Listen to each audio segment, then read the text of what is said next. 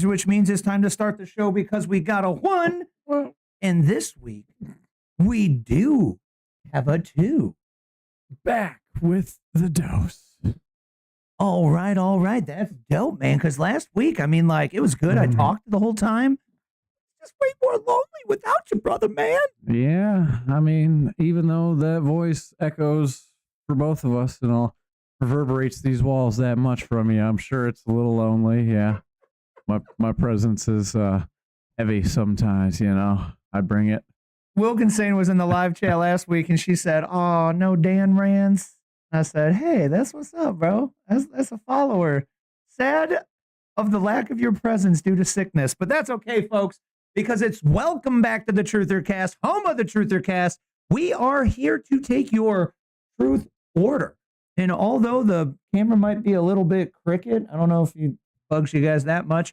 If you're not familiar, we are attempting not to just be two more blokes out here complaining on the old interwebs, but we do have a shtick. That shtick, folks, is to build yourself a better news feed. So follow along, pay that attention, and I'm going to highlight some of these fine feathered folks that I like to follow and talk about because they bring us all the tips, tricks, and informational tidbits that are a little off the beaten path that the mainstream, lamestream news media is completely lying to us all about, or, you know, just completely not mentioning. So that's like lying through obfuscation, right? Well, we're going to be going through the Mustache of Insights Locals community, which is a semi-private kind of group, you know. It's not censored by the big tech conglomerates of, you know, the Meta or Facebooks.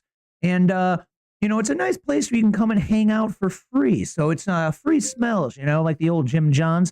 So make sure to just click on that little join. It's the red join button down below, a little bit just right under this, I believe. You click that join button and you can come join us in the Locals community for free. But if you would like to support the old show and keep them damn lights on, you can sign up for the Truther Tribers Primo Squad. And it's not a lot of money. But if you're, you know, even more tight and you still want to show a little bit of support and get the primo access of being able to post and comment throughout the week with us over there in that Mustache of Insights Locals community, you can use a promo code Better News Feed, and that'll make it even cheaper. But, you know, you don't have to spend money to help us out here on the show. Last week I had to do your bit, Dan, so welcome back to the show and tell the folks how to keep it free for them, brother. Share it. Easy as that.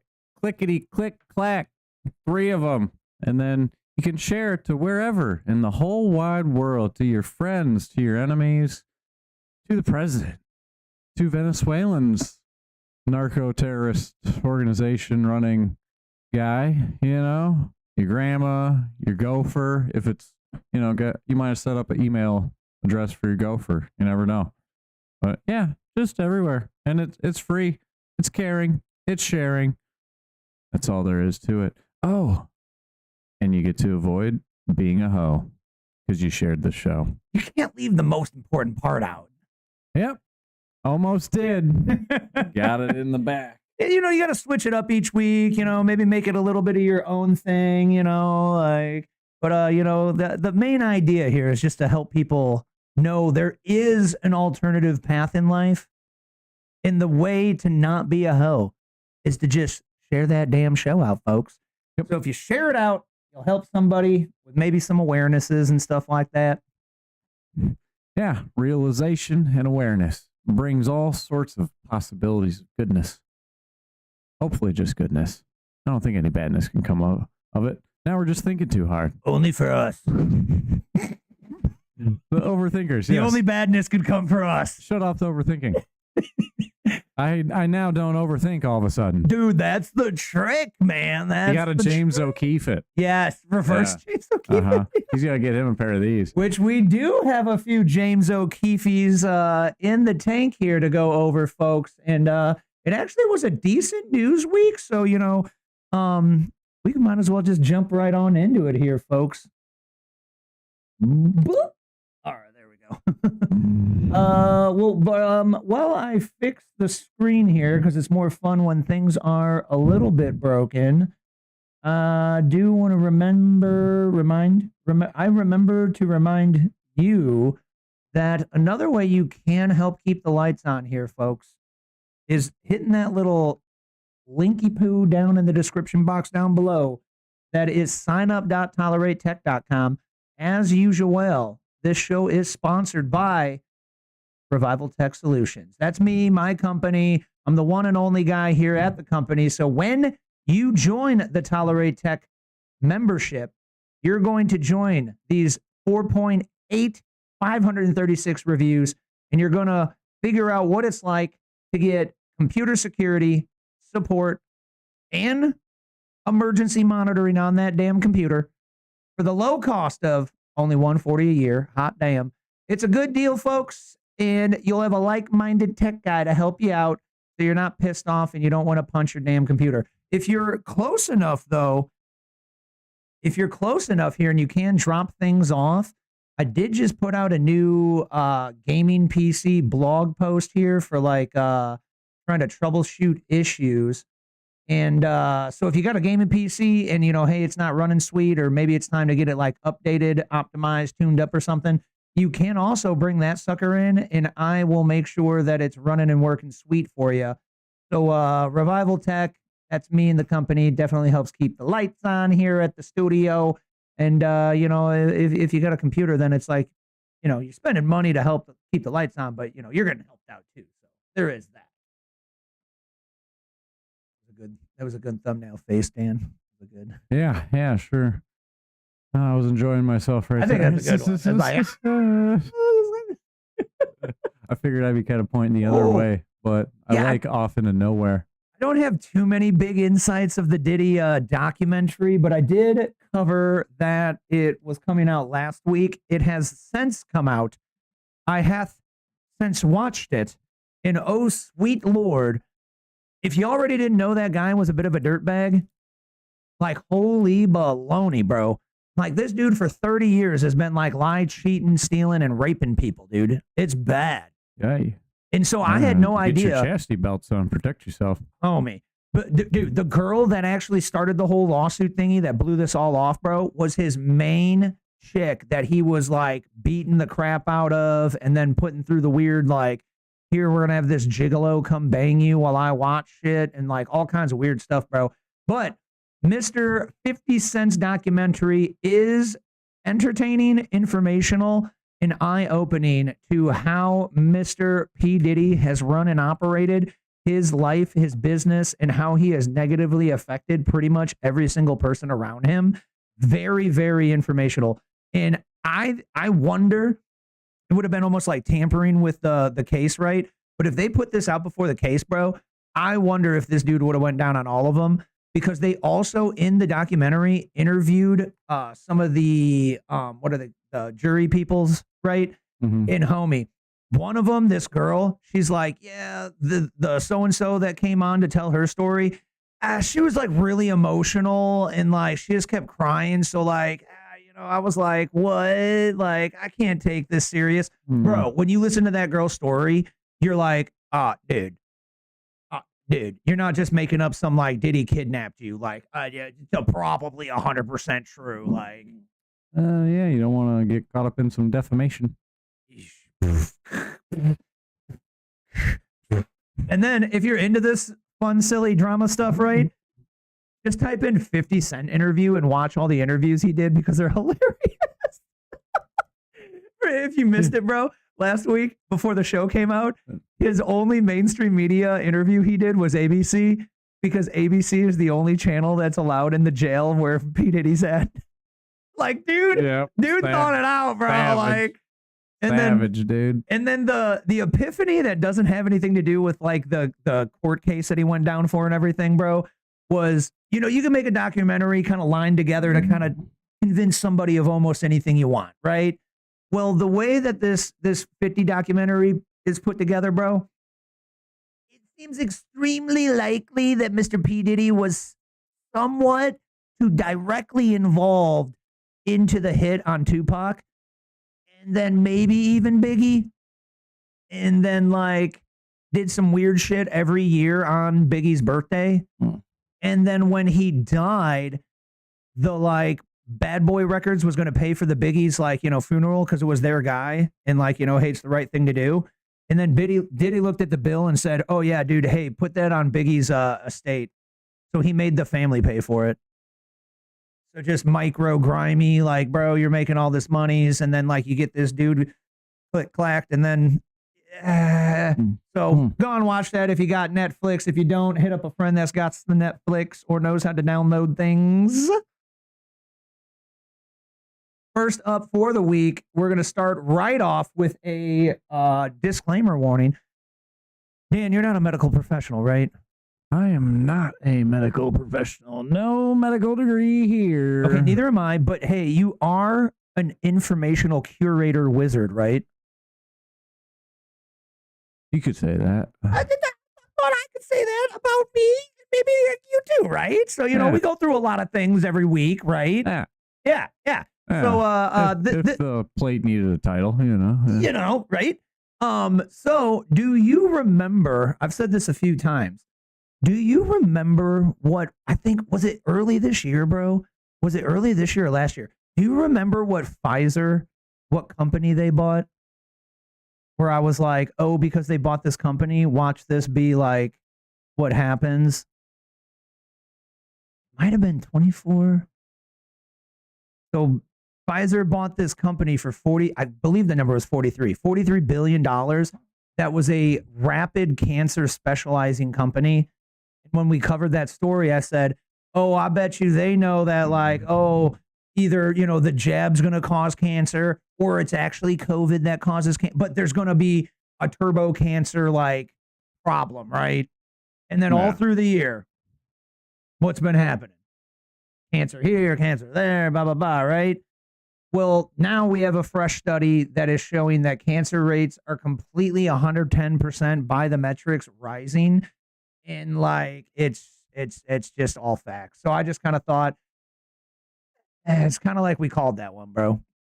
You know, could have went anywhere, but I was like, you know, if I was a betting man and I hear like, you know, Pfizer going to put $43 billion into turbo cancer, how you invest into turbo cancer? I guess like you just invest into Pfizer. Right. Yeah. Make their stock go nice and up. Hey guys, give Nancy and Billy Boy and all them some more extra stock funds. Hey, That's essentially what that would end up doing. essentially, right, bro? Or like the Moderna or something, but Pfizer's the bigger company. So I don't know, man. Coincidence, folks? Perhaps, but I most certainly think that Pfizer knew that cancer was coming. Now, one would argue, if we were going to steelman it, well, they are like a medical company, so they definitely got to be like knowing that, you know, just humans are more unhealthier than ever, and oh, they're going to get cancer and stuff. I mean, yeah, bro, you could say that, dog, but we also did conduct the world in history's largest experimental medication ever. Yeah. Call me crazy, dude. Call me crazy, bro. And then we've covered study after study now where they show that the spike protein actually creates autoimmune and cancer, bro. So, I think one fish, two fish, you know, red fish, blue fish, you know. Me fish, you fish. I don't know. Oh, I need the good mouth. I don't know, man. Did we find out what got Trolley's panties in a bunch from last week? Anything good, or is he talking nonsense tonight? Truly, oh, dude, I wear my Trump shit in public every single day. Just a heads up. I thought you got to know me now, Trolley. I thought you got to know me. Yeah, why would I not hawk my stuff? The show's sponsored by me, bruh. You just talking nonsense tonight. Bro, you used to be helpful, man. You'd come in with like, the like liberal hive mind kind of like, download from the week, and then we'd explain to you how it's completely illogical and stuff like that. So, man, get back to those days, brother. But thanks for showing up, man. Thanks for showing up. Next up here. Okay, yeah, so this one's a little short. Quickie little short, right? And it was like he's making content kind of thing. Yeah. But I just think this one is like a meme where it says like a whole lot.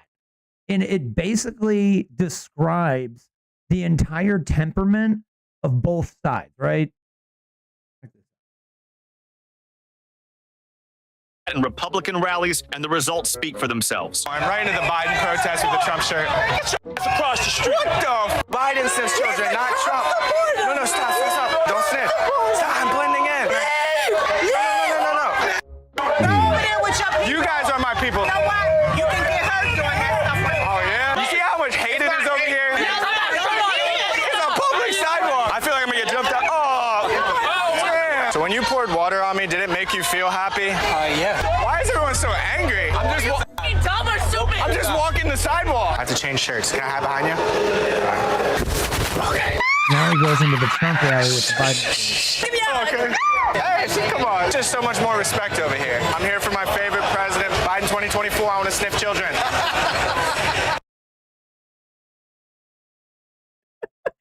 No, he didn't show too much of the Trump rally, but if you were into this BS when the rallies were going down, yeah, people on the Trump side don't get mean and angry. They go, "Hey, man, how about you come in here so we can convince you that Joe Biden isn't the person you should vote for?"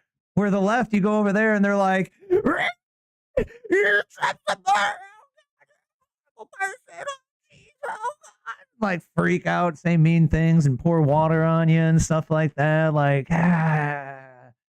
it's a little bit silly if you ask me, but I just think that shows precisely the temperaments of these things, bro.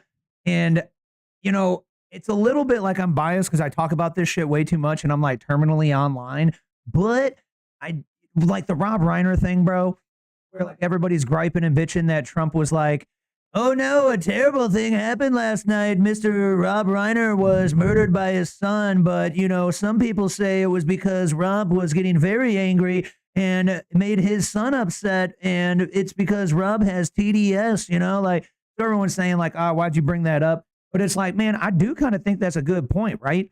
Because like if Rob Reiner had TDS, most of these people that we see all on the internet or in real life that have TDS do administer some extreme leftist kind of like uncontrollable anger, you know?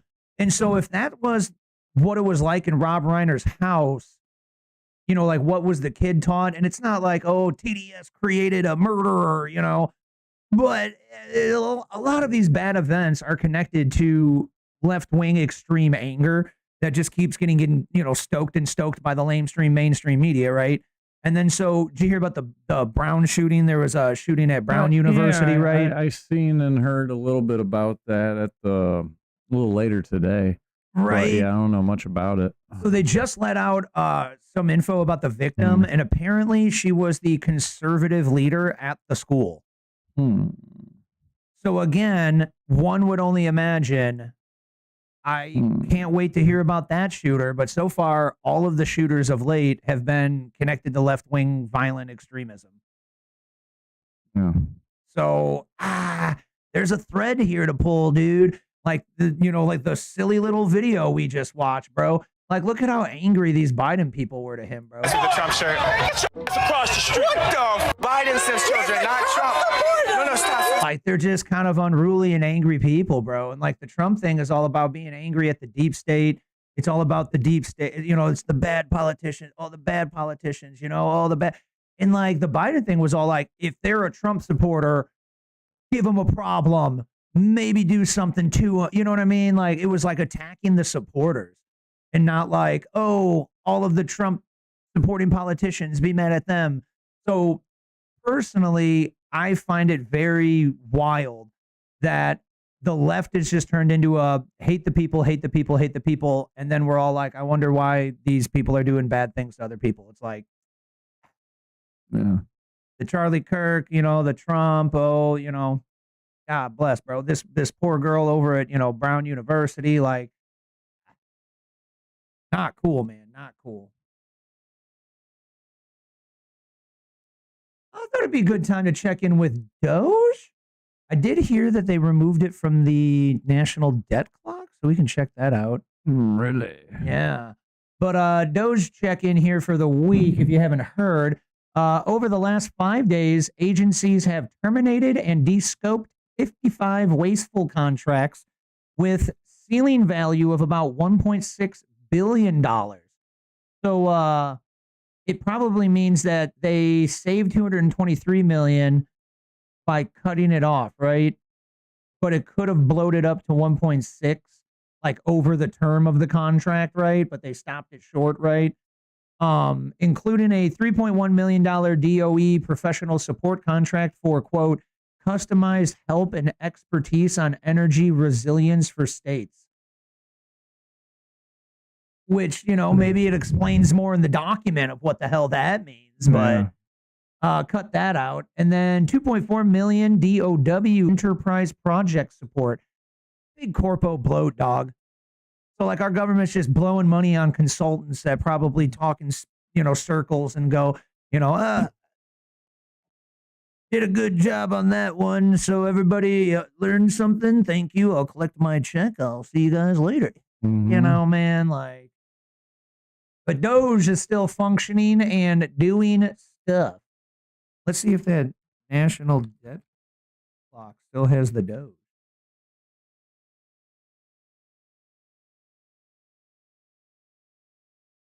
The people. How do you? I got a. Is there an? I've downloaded the PDF like 48 times. I think it's broken. I don't see Doge over there though. Seem to have removed the Doge. Well, I guess hey. Really pushing that PDF though, bro. There's like. I guess how do you get rid of it? Oh. Oh. Oh. Secret okay, window. okay. That's not a secret. I don't get it. Yeah. So it does look like they have updated it. I wonder. Man, so they got rid of the. Out of it. I wonder if we went through the Wayback Machine, what it would show right before they got rid of it. So I think they took it down because Yeah. Doge is like now got sucked into like the treasury and it's not like its own little thingy or something. Because everybody was talking about Doge is dead like 2 weeks ago. And then the Doge team came out and was like, yeah, no, that's not true. But it was like they were like sucking it into the main thing, like IRS or the treasury. Yeah. The IRS is under the treasury, so. But we are currently at star date 12/15/2025. We are up to $38 trillion of United States national debt. Tariff revenue is in there. Okay. We're at $370 trillion. What? $1 billion. Oh, billion. Revenue per taxpayer, 3,000. Bet. Let me get like a bigger stimmy check. Somebody was talking about, he's thrown around the number like a couple trillion now. He's like, yo, tariffs are going to bring in like $12 trillion. Like, isn't that a gigantic number? Like, do you even understand that? So then everybody was posting under it like, yeah, so what's up with just giving like every American a milli? Just like, boop, everybody's a millionaire. I'm like, in a world, bro. I mean, and it wouldn't devalue money because it's like just moving money around. It's not printing money. But then, like, right. It's the redistribution of wealth. bro, It's equity. so how can they be mad, bro? Distributed. It's like, UBI, but like we paid for it. Right? Yeah. Yeah. Yeah. And then I think the new game on the internet would be who spends their milli fastest. How fast can you spend your free $1 million? Because I bet you people be doing stupid stuff with $1 million. That could cause a problem, bro. Yeah. Like, how many people just There- quit their job because they got $1 million now? Oh, I mean, right? Yeah. Quit jobs, bought assets they can't afford, like cars, and just it would be wild. I can't get It would be any. a fun time, that's for sure. Can't get anything checked out over at Meyer. But bro, my housing prices. Everybody bought a house and couldn't pay for it, so it collapsed, and I got it on the dirt cheap. Yeah. Which I do hear that housing is on the crash, man. Rent is going back down, housing's going back down. Things seem to be subsiding ever since there was like a few less million people in the country. Gases went down a little bit. Yep, gas is doing good. Some places are hella cheap right now. Ooh, all right. So this is an interesting. I just saw this morning. I haven't even got his name locked in yet. So his name's Fishback. That's just hilarious. So his name is Fishback. But hey, if you're not aware, Mr. Asmongold is really entertaining to watch because he's just a regular ass dude. And then it's what's pop culture right now. So his takes on things are very interesting to me. But Mr. Asmongold, we will be highlighting on the show today. So make sure to go and follow Mr. Asmongold TV over on the YouTubes or, he like live streams on the other things, but on the YouTubes, I get all his clips and shit. But he is highlighting this man who's now coming out and announcing that he's going to run for governor of Florida. So you immediately think, wait, do I want this guy instead of Ron DeSantis? Now, are you ready? It's about to blow your mind. But then I said, but don't I want this? I don't know if I want this guy other than Byron Donalds. Byron Donalds is awesome, right? Byron Donalds is awesome. Yeah. He got some heat on the internet the other day because he was pro H-1Bs, but then he flip-flopped when he got the heat. So now he's like anti-H-1B. But check this out. Damn, wow, what a nice guy. This is the guy running for governor. Who's this guy? My name is James That's loud. Fishback, and I'm running to succeed Ron DeSantis as Florida's next Republican governor. I'm running for Florida governor so I can make life more affordable for you and your family. Easier to afford groceries, to buy a home, to raise a family, and when it's all said and done, to retire with dignity. I'll do that by stopping the H-1B scam so our workers, especially our college grads, can get jobs again. I'll tell My man. Blackstone, Airbnb, and foreign investors that no, in Florida, you can't buy our homes because our homes are for families.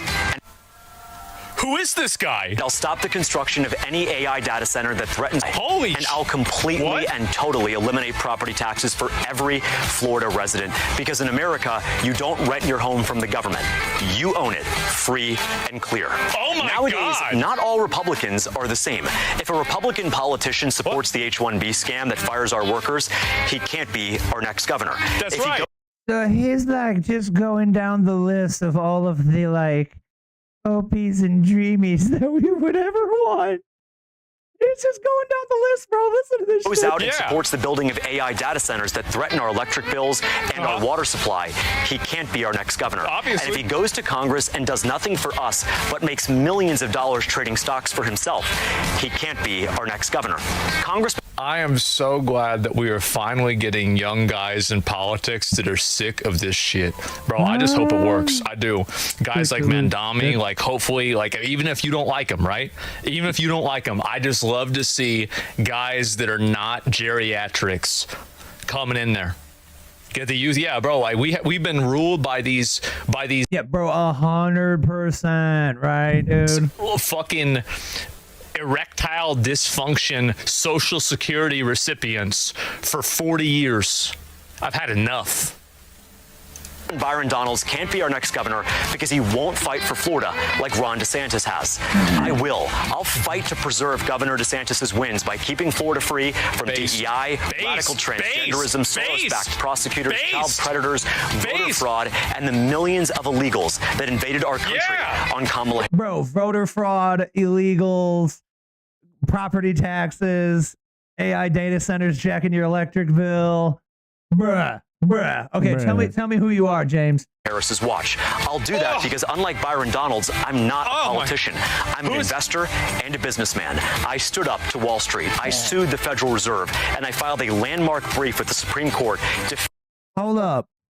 You sued the IRS? Is that what he said? No, the Federal Reserve. He sued the Federal Reserve? That's what he said. Like, bro, homie. Yeah, like, how? Yeah, like let's kick it. Defending President Trump's right to fight. Defending Trump. Yeah, bro, done. Moving to Florida, voting for this dude. How long do I got to live in Florida before I can vote for this dude? Fire corrupt federal officials. Right. I know how to debate, discuss, and grow as Americans. I love our state. I am a fourth-generation Floridian. My great-grandfather fought in World War I and then owned a small hotel on Fort Lauderdale Beach. There it is. My grandfather fought in World War II and ran 750 head of cattle in Okeechobee. My father proudly drove the city bus in Broward County, where I was born and raised. I went to Florida public schools from kindergarten to graduation. And even though I grew up in South Florida, I now call the Panhandle home. I'm an unapologetic Christian who believes that Jesus Christ is the way, the truth, and the life. And I'm a proud American who will never apologize for our history. In the coming oh my God. months, I'm going to meet as many Florida voters as I can where they live, work, Who is this guy? I'll visit all 67 counties because Florida's next governor has to be someone you can see, talk to, and even debate with. I look forward to seeing you soon. My name is James Fishback, and I approve this message because Florida is our home, America is our birthright, and we will never let them steal it from us. Yeah, that's pretty based, bro. Pretty flippin' based. So that is interesting, bro. We're getting the younger guard. The change of the guard is happening. The younger generation is stepping up. Doing the therapy thing. Yeah, bro. In this interview. Listen to this. Listen to this. Here we go. And what I would do in cities like Jacksonville, Miami, Fort Lauderdale, Orlando, where you have a homeless... And what I would do in cities like Jacksonville, Miami, Fort Lauderdale, Orlando, where you have a homeless situation is very quickly give them an option. Do you want to go to prison for several years for all of the crap that you have on you right now? Or do you want to get mental health treatment? It's going to be unpopular to say we have to reopen the asylums. Oh, man. Oh, bro, we are rising. It's going to happen. I completely agree with this. I totally agree with this. I think this is exactly how they should handle it. We have to reopen the asylums. When they started closing. Oh, there it is. There it is. Let them know. Put them in the box. A room full of young dudes, man. The like change of the guard happened, bro. Gen X, bro, they skipped out. They were just like, yep, nope, not into politics, not going to do it. And the millennials are stepping in, bro. And so when you've got upwards of half of people who commit violent crime having that mental health issue. They're nutballs. I'm sorry, we're not doing the therapy thing. My God. Yes. Yes. Yes. We're doing the, you're going to prison for 10 years. You're in the box now. That's right. Years thing. Or you're going to go to a mental health institution, which is a very euphemistic way of saying you're going to Arkham Asylum. Okay? That's a Oh my God. And what, gentlemen, here's what you have to keep in mind is that there are a lot of us out there. There's a lot of us out there, and we can consolidate and control these systems. And eventually, if through sheer force of will, numbers, and doing whatever it takes, we can do whatever the fuck we want.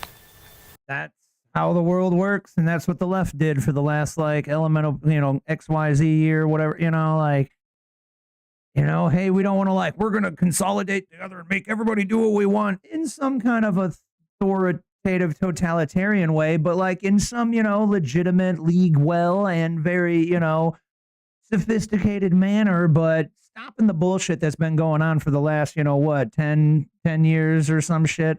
I'm pretty much on board with that. And it starts at the ground level. Vote for people like this. Always do this. Yeah, I respect this guy. Yes, exactly. On looking like why would they even but this is what I'm all about. And you see, there's a lot of young guys in the audience here. A lot of saying. But yeah, very interesting. The James Fishback. Hey man, you heard of that Fishback guy? Very interesting. That's some shit that we wish pop up over here in frickin' Illinois, man. I tell you, guy whispering sweet nothings, bro. Yo, I've sued the Federal Reserve. I'm gonna bring you no property taxes. I'm gonna institutionalization of the crazy people committing crimes. I'm gonna bring you low energy costs because no more AI data centers jacking my electric bill. Bruh. Moving to Florida. Ron DeSantis was dope, bro. If we gonna get that guy in, like, shit, all right. Turn it up, man. Turn it up. I'm in. And, man, so coming from that excitement, you got a bit of a downer. So, as I say here in the post, every single time I see BLM in the headline, bro, I think, you know, I sure hope that this is like some kind of a story about the people at BLM saying like, you know, we did something bad. We turned in the wrong direction or we missed the mark and we're here to get back on track, you know, to save face, to apologize for the mistakes and, you know, fix these things, or we're going to help black people in America and we're going to do it the right way this time. But no, it's actually more they're you know, not good people. So this one's coming from the Mr. Benny Johnson, folks. Follow him on the YouTube. What are you doing? Help!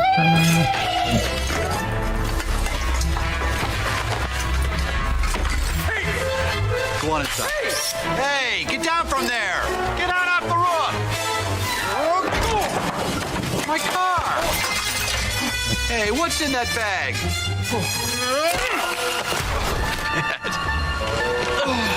Good job, Santa. All right, come on. Let's go. I'm tired of catching you. Here we go. Top of the show.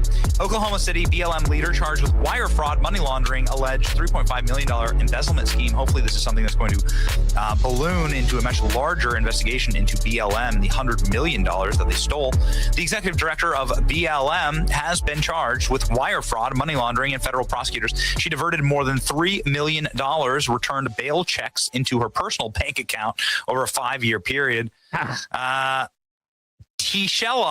Tashella Sherry. You know, Steelman argument. You could say, oh, she's just like, you know, an ignorant person. She's just a new business owner. She didn't mean to do that. We'll find out in court, but yeah. Note to anybody with a business, don't deposit the money you made from the business into your own bank account. Put it into the business bank account and then take a company draw or set up payroll and pay yourself. Like, don't just be putting all the business money in the personal bank account, because that's a good way to go. How's it go? Diverted more than $3 million, returned bail checks into her personal bank account over a 5-year period. Tashella Sherry Dickerson of Oklahoma City is accused of routing money, indeed, the group's bail fund and social justice programs into her own account. Bro.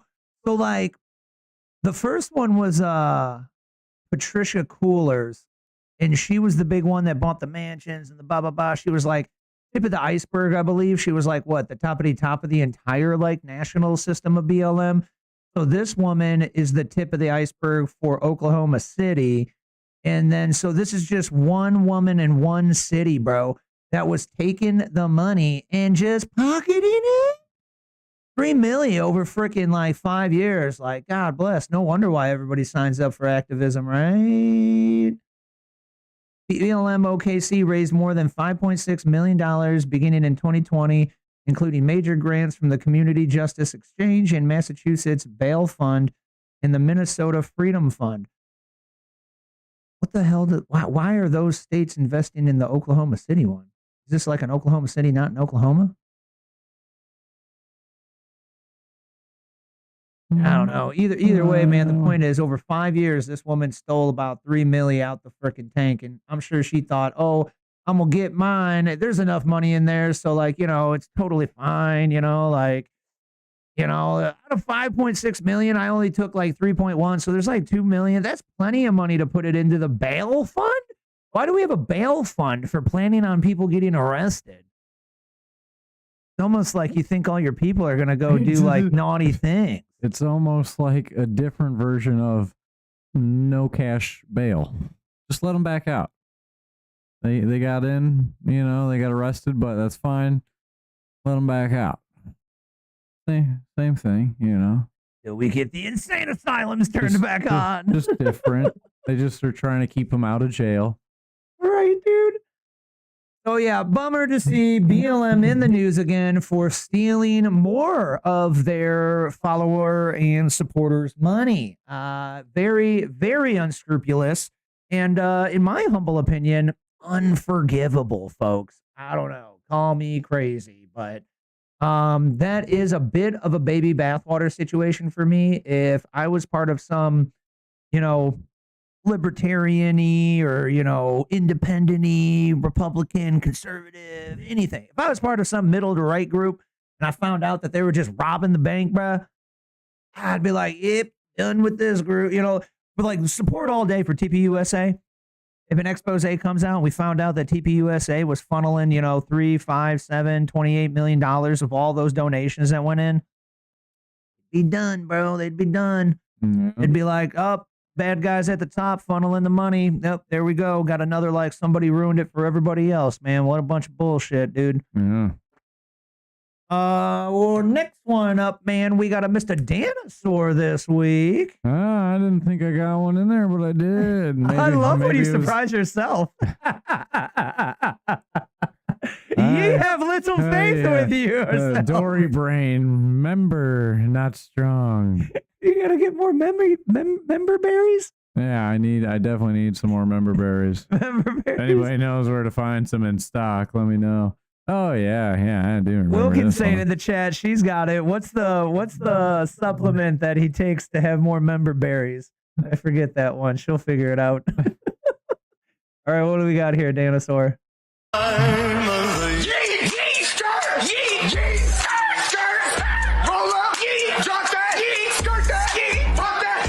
It's the most wonderful time of the year. You got a good comedic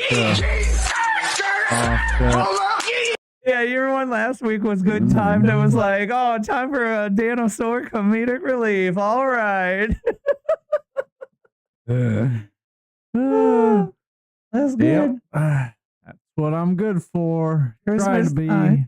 Christmas time brings the great music and the visuals to the great time of year. Yeah, that's great. Wait, could you guys see it? Did I like? Oh yeah, you can see it. You get the point. Mostly the audio was the funny part. So I think you heard that. What do we got next up here? I say, holy crap. Are logical, good people Democrats growing balls? Like right in front of our eyes, bro? Their balls are inflating. Sounds like turbo cancer. It could be. Make sure to check your nut sacks, if you got a lady, have her check them out a little more often. Just little cancer, Stan. And are they deciding that they are done with the dirty deep state Democrats just as much as we are? This is bonkers, man. From the Timcast, Mr. Tim Pool, follow them on the YouTubes. Check this one out. Hey guys, Simcast music producer Carter Banks here, wanting to wish you a Merry Christmas. We just signed our first artist to Trash House Records, and we have our first debut single coming out December 12th. Pre-save on your favorite stream platform at trashhousechristmas.com. Support our work. Pretty cool. Side note, they've got a little music production system, and that's the first person they signed. So God bless, man, trying to be a part of culture, right, and shift it a little bit in a a logical and healthy direction. We've got this from Mediaite. Indiana Senate votes against Trump-backed redistricting plan. Surprise, surprise. Let's pull up this tweet, actually, from Tony Cook. He says, breaking, Indiana Senate votes down redistricting bill, breaking with President Trump. And you can see the nays, 31, the yays, 19. And I have this clip here from Greg Price. He says, Indiana Senate Majority Leader Chris Garton just gave a fiery speech in favor of the 9-0 map. Some will say these maps are political. Let me be clear. You're damn right they are. Political policy is political. Safe streets are political. Look at Indianapolis. Affordable electricity is political. A drug-free Indiana is political. Peace in the Middle East is political. I dealt with it firsthand. If drawing a map that secures 2 more seats for the Republican Party means that we continue to see overdose deaths drop by 20%, then I'll draw that map every single... Hold on. I need to rewind this for you. Listen to what this man just said. Wait, what? Did I hear this right, Dan? Peace in the Middle East is political. I dealt with it firsthand. If drawing a map that secures 2 more seats for the Republican Party means that we continue to see overdose deaths drop by 20%, then I'll draw that map every single day of the week and twice on... What? Yeah, like, amen, brother. This dude just said some logical shit. He just said, like, yo, dog, if we got to give the Republicans more seats, if it means, like, less fentanyl death and, like, all these good things, then yes. Makes sense. On Sunday. If drawing a map means that we'll continue to see a 93% drop in illegal immigration, then I'll sign it with a smile on my face. We're not here to be neutral arbiters of decline. Wow. So I ask you. I wish I had 2% of the fiery passion and charisma that man has. And then he knew he was going to give this speech and chose to wear his unifying tie this day, the red and the blue. Very unifying. But bro, I'm small little blip, little like, drip in the bucket, there. But like, could this perhaps be a start? I mean, like he is in Indiana, who's like super duper red or something. So got to play the game maybe. But is this patient zero? Is this patient zero of the ball growing infection? But it's a good one, bro. The guy had the balls to literally say, if giving the Republicans 2 seats means all these good things, I'll sign it any day. That sounds fantastic to me. Right. That's amazing. If we could have both parties be logical and fight it out over the little mundane policies that we want, wouldn't it be better? Right. Yeah, sure would be. I think so. I thought that was super interesting. But we do need to check back in on the guy next week and make sure he's okay. Yeah, make sure his balls didn't inflate too bad. I mean, he had a lot of bravado, so maybe like he just finally like they kicked in or something. I don't know. Right, like, where's he been, bro? Yeah. Like, gotta push back on some of them deep state lunatics, bro. Like, crazy. Okay, so here is the buried headline. The headline that I buried this week, folks, in that thumbnail. Fentanyl is over 50% down, the thumbnail says. To be a little bit more specific, it's not like fentanyl in general. It is the potency. Now, call me crazy. When you are shutting down the border, making sure that no criminal aliens, but also drug dealers are bringing fentanyl in.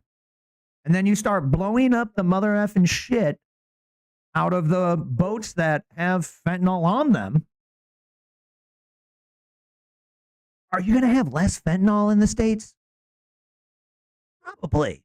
So their claim they make is that the potency of fentanyl has gone down from 79% potent to 29% potent. That's a big de-escalation. That's a big number, right? Double entendre. And then not only are the potencies of these, so there's going to be less overdosing most likely, right? Or, somebody could still take like 2 pills and like kill themselves, right? Yeah. But ideally, it's going to lessen the fentanyl potency, lessen the overdosings, and lessen maybe a little bit of the addiction. Technically, maybe. Probably not, right? Because it's like really bad. But then also I hear the prices are going up because there's less supply. That sounds like an effing win to me, bro. It's almost like everything that Pete Hegseth and Trump admin are doing is working to fight the criminal drug dealers and drug addicts overdosing, bro. Holy cow. It's like actions being done. Right. Behind them saying the words. Half of it, they're not even saying the words. They're just going and doing it, which is even better. That's even better, You're right. I don't even need the action's the most political important. grandstanding. Action is just the most important thing at the end of the day. Right. Words just spend extra energy. If you take that energy, put it into doing more stuff, even more power. And so one of the spins last week or 2 weeks ago was so one of the boats that we blew up, we double tapped it. And then so that someone came out and goes, "That's horrible." And the news media goes, "Well, do you think that this is going to are they breaking some kind of war laws?" There was was it not horrible at the first shot then? It was only the second shot that was horrible. There were men hanging off from the side of the boat, and they decided willingly to just go back and kill them. It's when they're seen as terrorists. Guess what we did to the terrorists running around the sands over in Iraq? Yeah. Right? There was one bomb, and they were skirming around still. There was still a heat signature, so they sent another one, and somehow he avoided that one and is running around. So then you send in another one, and then everybody's shooting at him until there's no more heat signature, or the heat signature is over much more square footage area than was at a point. And so, you can steel man it and be like, yeah, but what if there's innocent people on there that the drug dealer guys put up to drive in the boats to get the fentanyl across the street? You can't blow that up. That's tricky, bro. But unfortunately, normally that's supposed to be like an intel thing, known ahead of time. Bro, unfortunately, I think it's like you're donezo, bro. Bye bye. You got the payload that can't get across the border, dog. So sorry, man. You donezo. That's just the shitty things that happen when bad people do bad things. Sucks. All we're doing is trying to keep the bad people from doing bad things. And I pray to God that there are not a lot of bad people putting regular innocent people on there to traffic that fentanyl with them boats, bro. But boats gotta go, dog. Boats and the fentanyl gotta go, bro. It's so weird that imagine the cartel grabs these innocent people and is using them on, and then they get blown up, and so their other cartel buddies then make a post guys, we actually had civilians on there that you guys blew up too. So you guys are doing bad stuff. Shame on you. Okay, sure. But case in point, you did bad thing and kidnapped and put them on there. So either we do that at that point with them on there, unfortunately, or we escalate things. You may give us no other choice other than to escalate, and then we will be hitting you in the places where you have no chance to scoop the women and children, or I guess there could be innocent men too forced on there. But yeah, So interesting. That's almost very much more warlike, because then you're just going in and pillaging all of them pretty much, and we're trying to not do that. Right. And it's interesting you framed it as like they could have sent the message, right? So I just heard this morning that the message about there being survivors on the boat that got double tapped is an anonymous source. It's not even a validated source that the media ran with that headline to try and spin it. That sounds familiar. Right. That hasn't ever happened before. Right. Someone told me, totally the first time. The ink's not like still running when I touch it or anything, but anonymous source, guys. I don't know. Maybe it wasn't so fresh when I touched the ink it smeared. No. Yeah. So bro. Goodbye, man. Get rid of the fentanyl, drop it, save Americans, and help Americans get their crap together, bro, with less effing fentanyl and less bad guys. Probably somewhere in Florida. Anyways, those drug boats that he's been nuking, it's starting to have an impact. Encouraging sign in the fight against fentanyl. The DEA says pills seized by their agents are seeing a dramatic decline in potency. And President Trump may be the one to thank for that. John, this is jaw-dropping data from the Drug Enforcement Administration. National lab test results on illegal fentanyl pills show a drop in the lethal potency of pills on the street from 76% 2 years ago to 29% today. The DEA says it's because the Trump administration is all hands on deck. We are targeting the global. I mean, you could probably make up some bullshit to make it sound like that's not the reason, but call me crazy. Yeah. Again, it's like the cancer Pfizer story, bro. Yeah. I don't know, man. You put one fish, two fish together, then you have red fish, blue fish. That's about it. That's how it works. Red fish, blue fish, pink fish 4. Then there's a beer in my fish. How did that happen? The whore? Oh, you're going to throw it at the door. We are some Dr. Seussers. Yes, we are. Dude, I hope Dr. Seuss sticks around. I was thinking about it, after, basically, what would be our, little nieces and nephews, once they, grow up, ask them, nobody's going to know what Shrek is down the line. Shrek's just going to disappear probably into the fabric of culture in the universe. Oh, no, they'll make a remake. They'll refresh that IP for sure. Man, how long can they? I mean, because that would be, 150, because it'd be 125, because they're already. So yeah, I don't know. Hard to think about how many years it'd be down the line.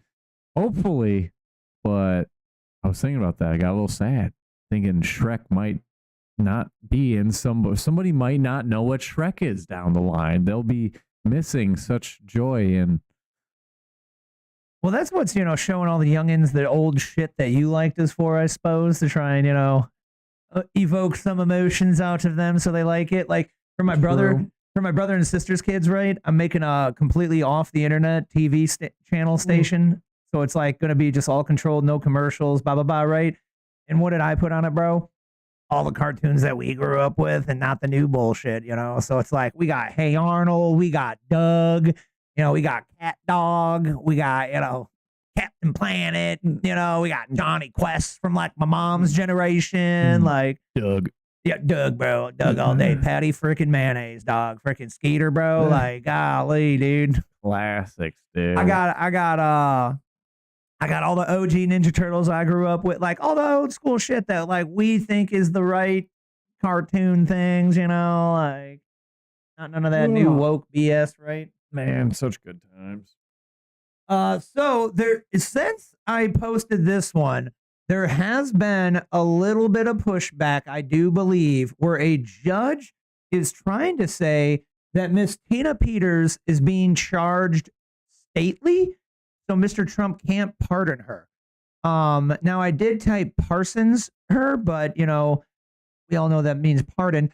So here from the desk of Donald Trump, He says, 4 years, Democrats ignored violent and vicious crimes of all shapes, sizes, colors, and types. Violent criminals who should have been locked up were allowed to attack again. Democrats were also far too happy to let in the worst from the worst countries so they could rip off American taxpayers, folks. They're from the shithole countries, folks. So Democrats only think there is one crime, not voting for them. Instead of protecting Americans and their tax dollars, Democrats choose instead to prosecute anyone they can find that wanted safe and secure elections. We got to have safe and secure elections, folks. They have to be safe, but mostly secure. They have to be. So Democrats have been relentless in their targeting of Miss Tina Peters, who is a patriot who simply wanted to make sure that our elections were fair and honest. I guess after safe and secure, the next thing I would want is fair and honest, right, folks? Right? Fair and honest. Tina is sitting in a Colorado prison. Oh, good Lord, not Colorado.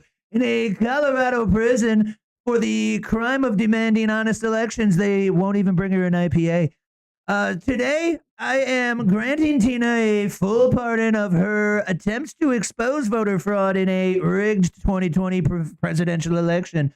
So if you are not familiar, the Tina Peters is a former American politician who, you can't probably read that anyway, an election official who served as the Mesa, was that in Arizona?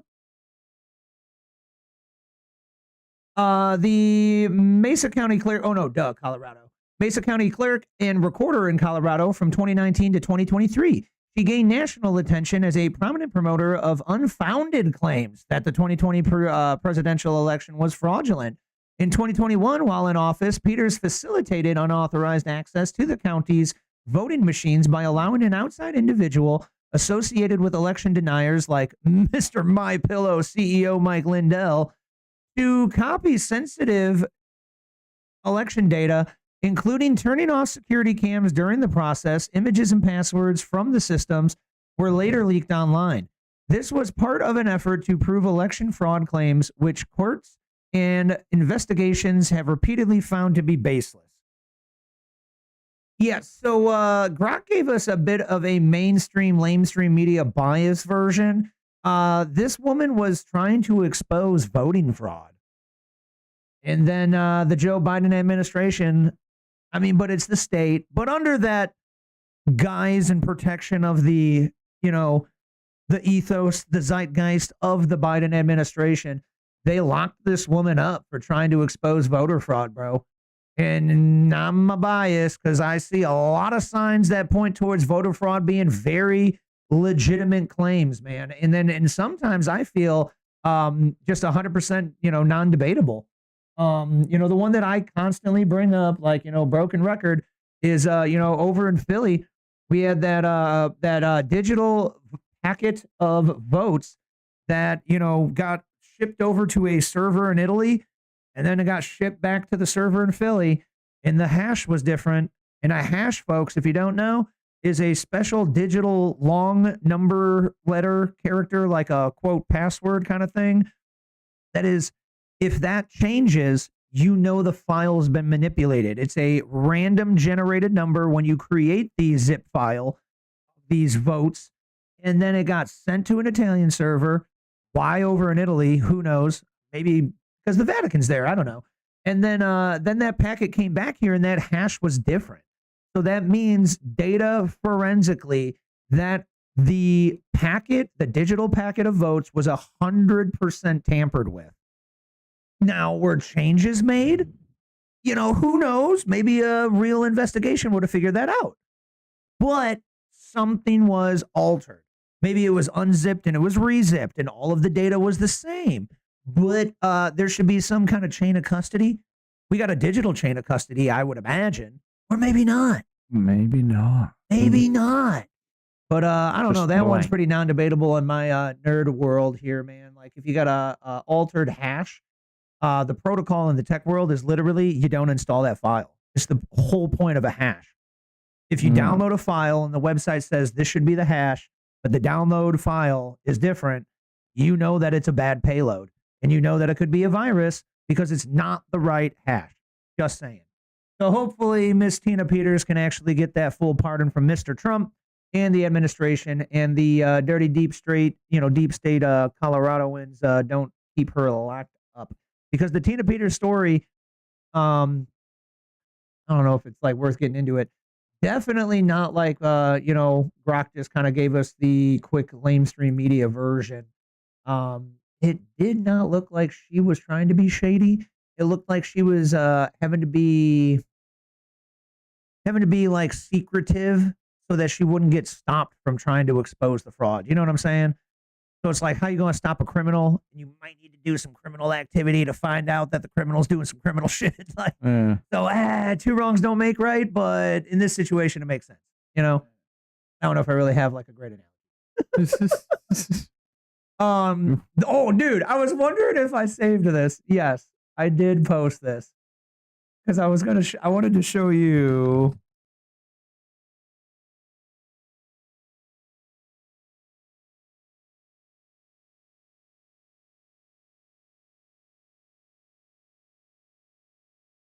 Okay, so if you've been following it at all, folks, it's a little bit like, deeper in the interwebs of like being terminally online with like this, politics, pop culture-y kind of thing. But Candace Owens has been popping off. We covered this last week and the week before, like a little bit, mentioned it. She is pushing harder and harder on the tinfoil hat theory that, TPUSA and Erica were in the know and potentially were assisting in the pulling off of the execution of Charlie Kirk. And so she's been kind of ratcheting it up. Tim started kind of pushing back because he's like, hey, she's getting a little bit kooky and crazy with these wild ass claims. One that, me and the girl thought was kind of valid when she was tracking all these Israeli planes and shit. She like had a whole thing where she said, oh, the Israeli planes are going where Erica's going. And her and, like she's involved in it. Oh, she's in with the Israelis, and the Jews did it. The Jews planned the whole hit. They took him down because Charlie was, against the Jews. He was turning, so it was getting a little bit outlandish. So the tracking plane flights and stuff, I was like, okay, that's something to, that's a thread to pull on. Well, allegedly she got the times and the dates all wrong, and like it was all kind of like messed up, and she didn't come out and clear that out. But Mr. Tim Pool was pushing back on this, saying that she's getting a little bit wild. And then Miss Candace, she wanted to clap back. So on X, she goes, Tim, I heard Tim that's trying to sell his company, but nobody wants to buy it. So you know how men are when they're like financially strapped. So he's just lashing out on me, guys. He's just lashing out on me. And then Tim comes out with this video where if you've been following it, if you know Tim, this is 100% stone cold, straight-faced satire, where now he is stooping a little bit to her level and trying to come back with a personal attack at her. But I do think it's funny. So she tried to go, men and how they're insecure with finances. So you're a little man, like she tried that one, right? And he hits her with this. Candace Owens hated Charlie Kirk. And I was surprised to hear this, but I received a tip. Several prominent conservatives have confirmed to me and my crew that Candace Owens had been going around shortly before he died, within the months before his death, saying that she hated him. Now, I wonder if she really hated him. Maybe she was just scornful, second wife syndrome. Maybe she actually really loved him, but when he chose Erica over her. So the point of this, folks, is what he kept pointing out about Candace is she keeps, like, I'm just asking questions, or being like, I've got sources that said this.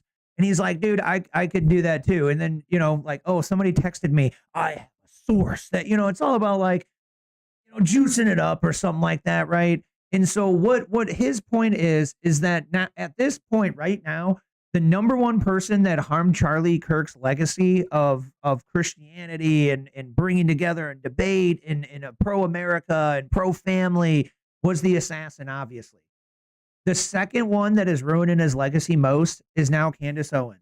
because she has gone so far with this, you know, hey, maybe they were all in on it, that now people are going to Erica Kirk and they're blasting her. And the worst part is Candace even got so brazen to say on X, she believes that every single person should ask for a refund of their donation to TPUSA and called it a godforsaken company.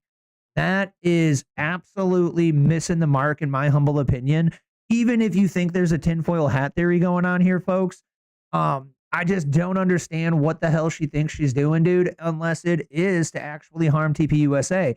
Because now she's given all this airtime, all this breath and room to talking about negative shit about TPUSA and the movement of that they're behind, when she previously, just right before it all happened, is all about talking about yay pro America First movement and down with the wokeness and down with the deep state radical leftists that are ruining our politics and culture, yada, yada, yada, right? So all of the airtime she's now given to, I'm just asking questions, is now not airtime to exposing the bad guy, deep state radical leftist or whatever, you know, exposing some other big breaking news thingy, right?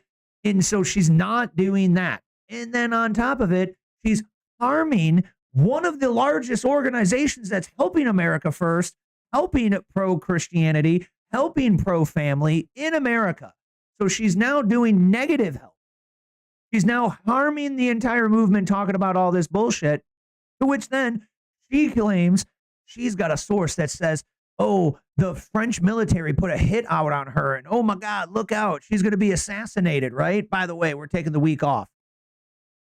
So everybody thought, oh, they're taking a week off for the show because she's going to get assassinated and they're that serious about it. Yeah, no, it was Thanksgiving week. Yeah, just Thanksgiving. So she put two things together to make people lead to a belief. Now, ready for this one?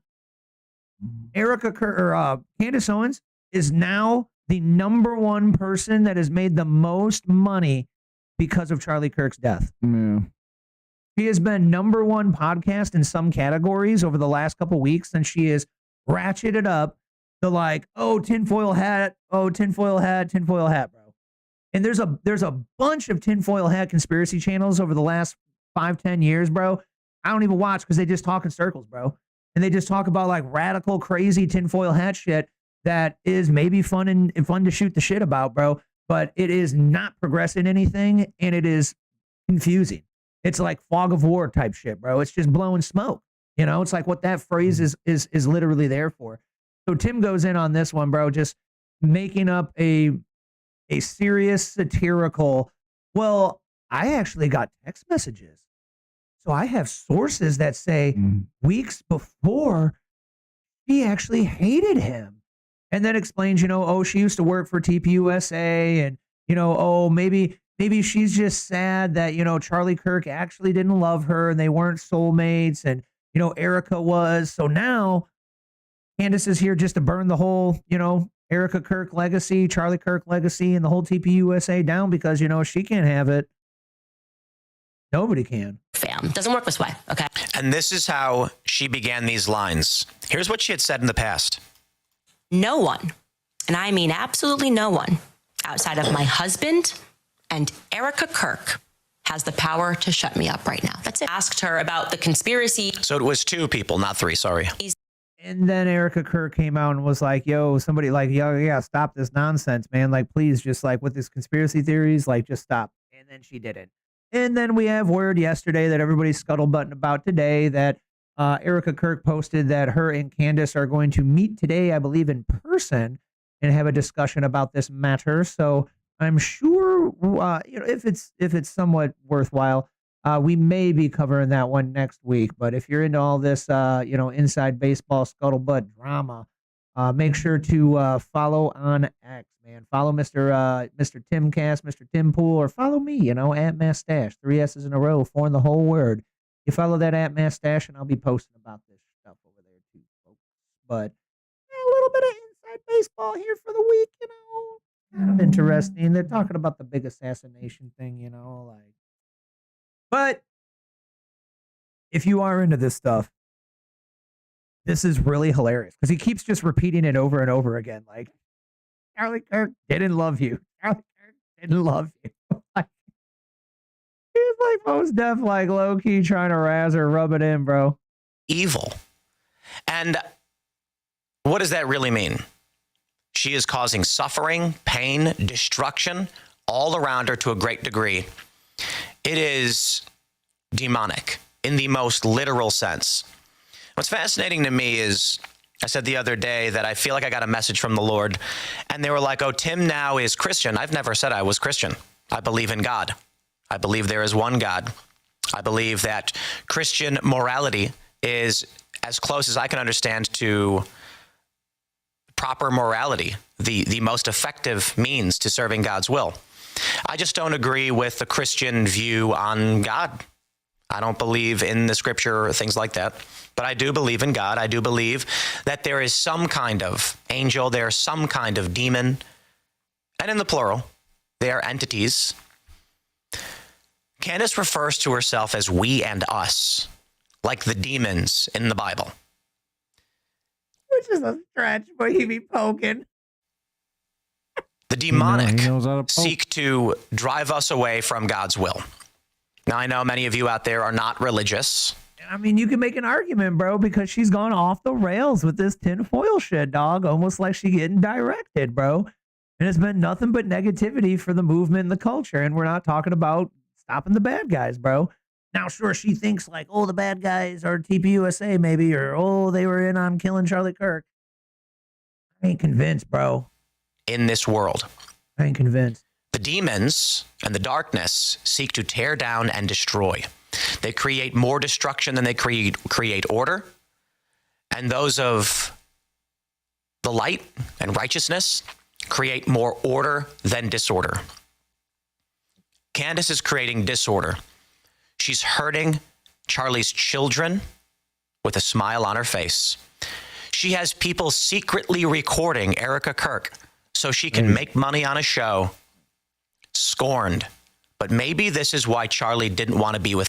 You know, and the girls, you know, Candace is making like tens to hundreds of thousands of dollars a month, bro, off this. Like, now it's kind of dirty, you know?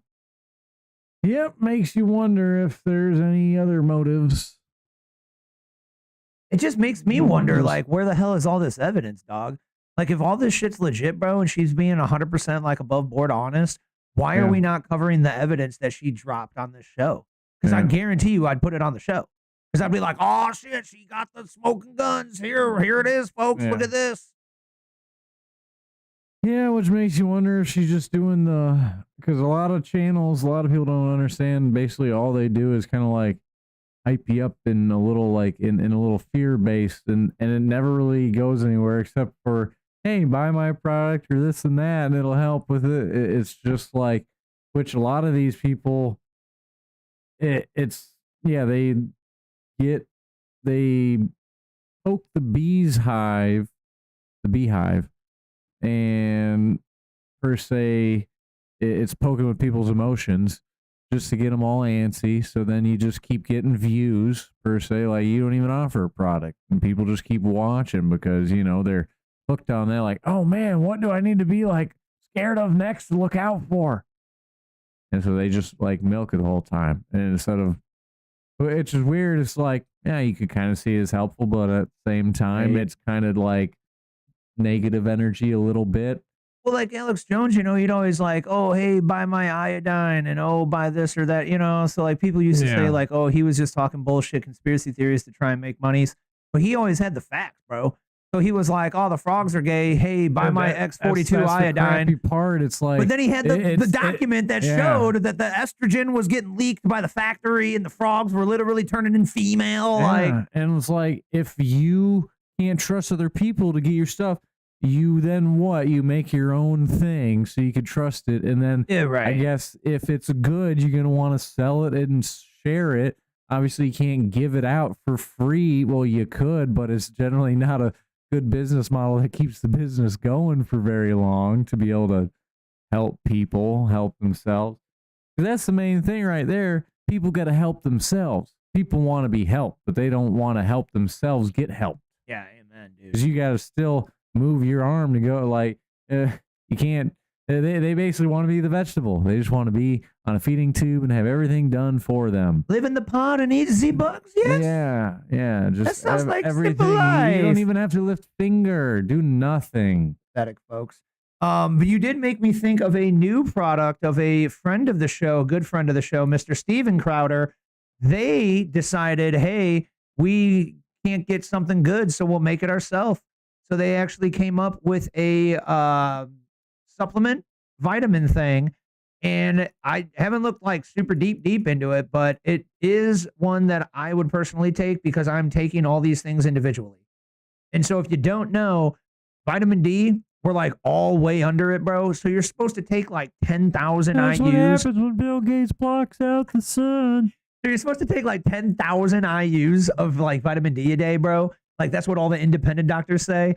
And like you get these pills and it's like 100 and they're like, take 2 a day. And you're like, oh, I'm good. Cause the thing said 2 a day and I did 2 a day, but you're getting like 10% of like the vitamin D recommended for healthy. And then the other crazy thing about the vitamins is you don't absorb vitamin D3 without K2. Yeah. So if you got like a, shit, like, nutrition because you live in America or pretty much anywhere, you're barely absorbing your vitamin D, bro. And then I believe it's K3 that you need to absorb either the calcium or potassium or both. Ooh, interesting. Yeah. That's a doctor did a study. A lot of old people, get or alleged get osteoporosis. Right. But like, why all of a sudden all these people are getting osteoporosis? That really should be the main question. But all the doctors did Is it were any men? prescribe, huh? Is it any men that get osteoporosis? Isn't it mostly females that I've always heard about it if for? it's biased towards male or female, or if it's an equal. Go ahead, continue. between. Sorry. You said doctor did the study.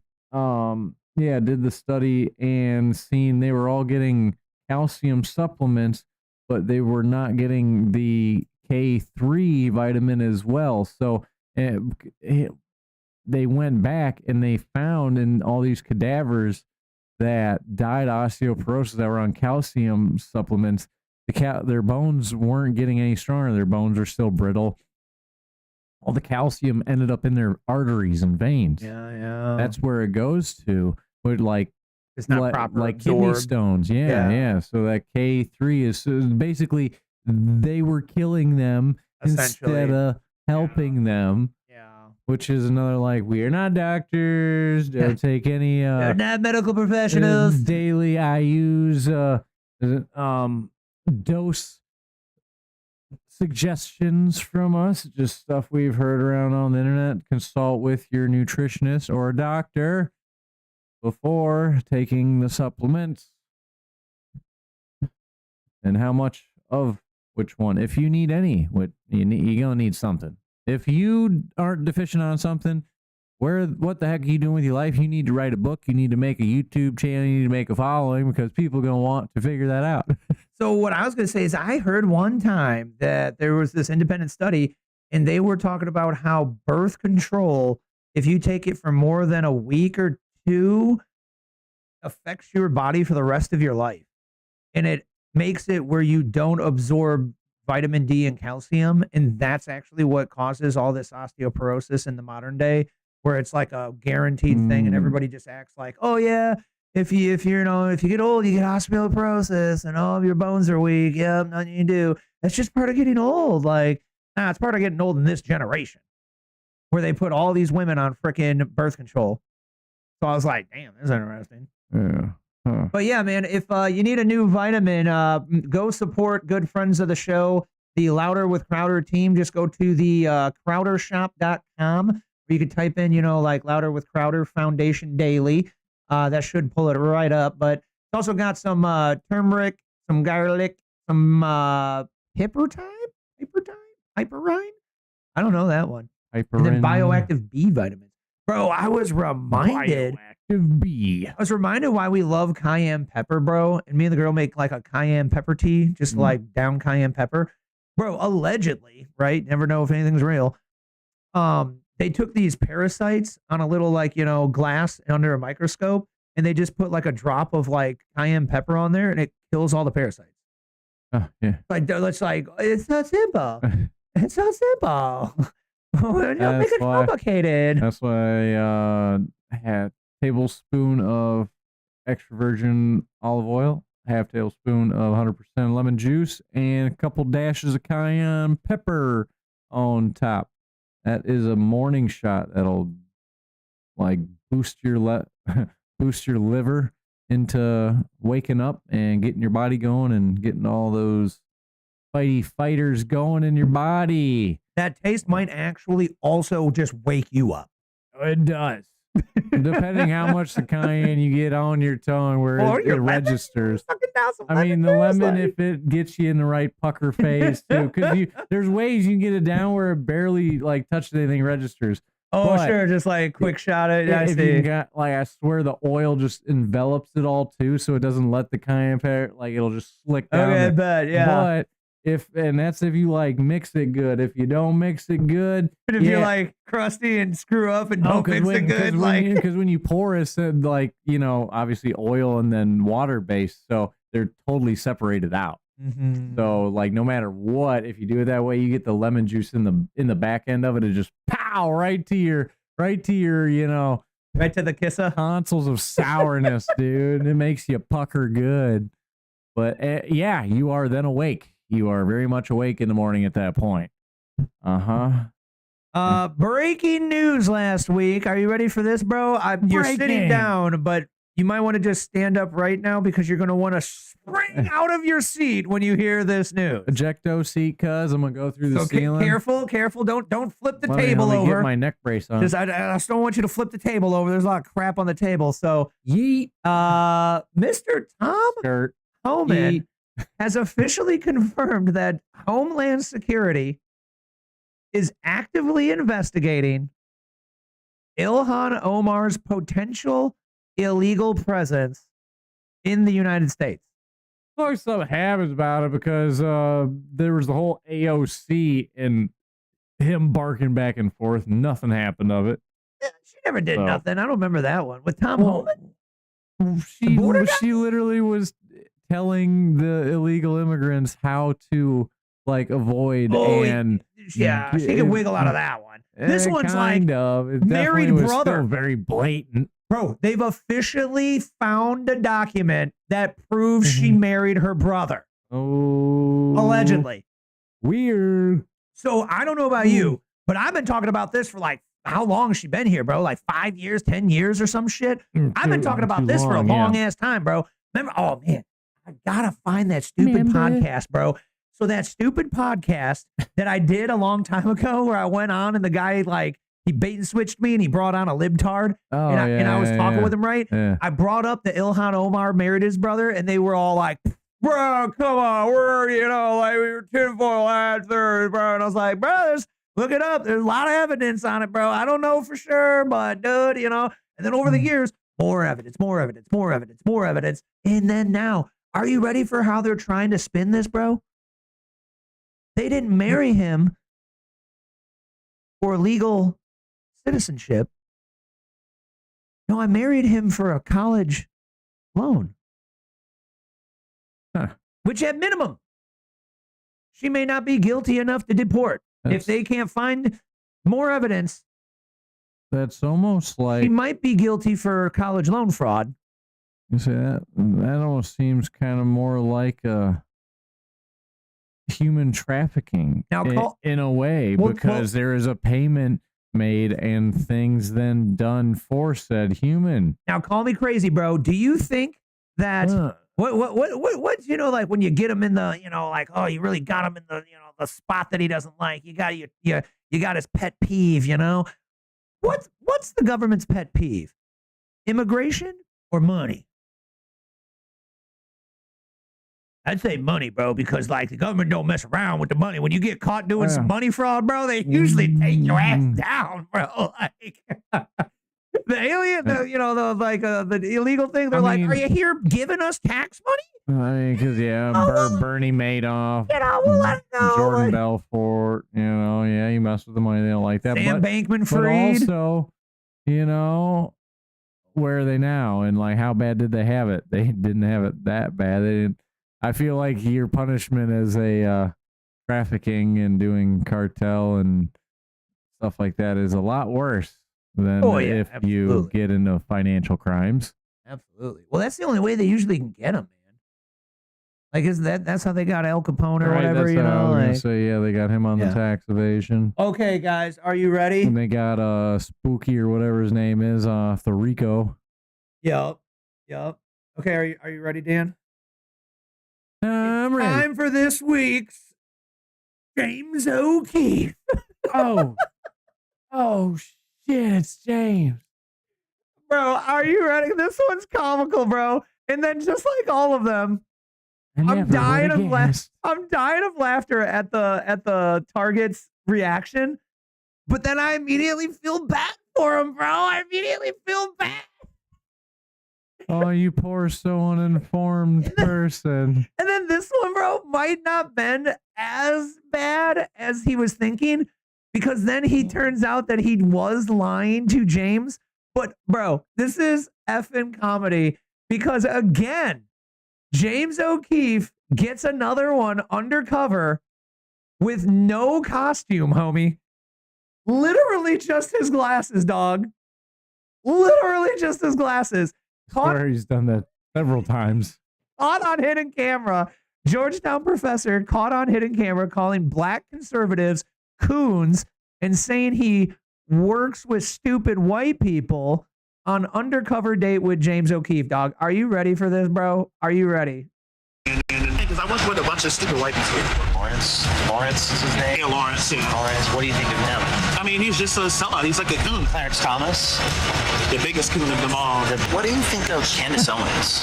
Another coon. Have you ever heard of a guy named, no, his name is James O'Keefe. Okay, hold on.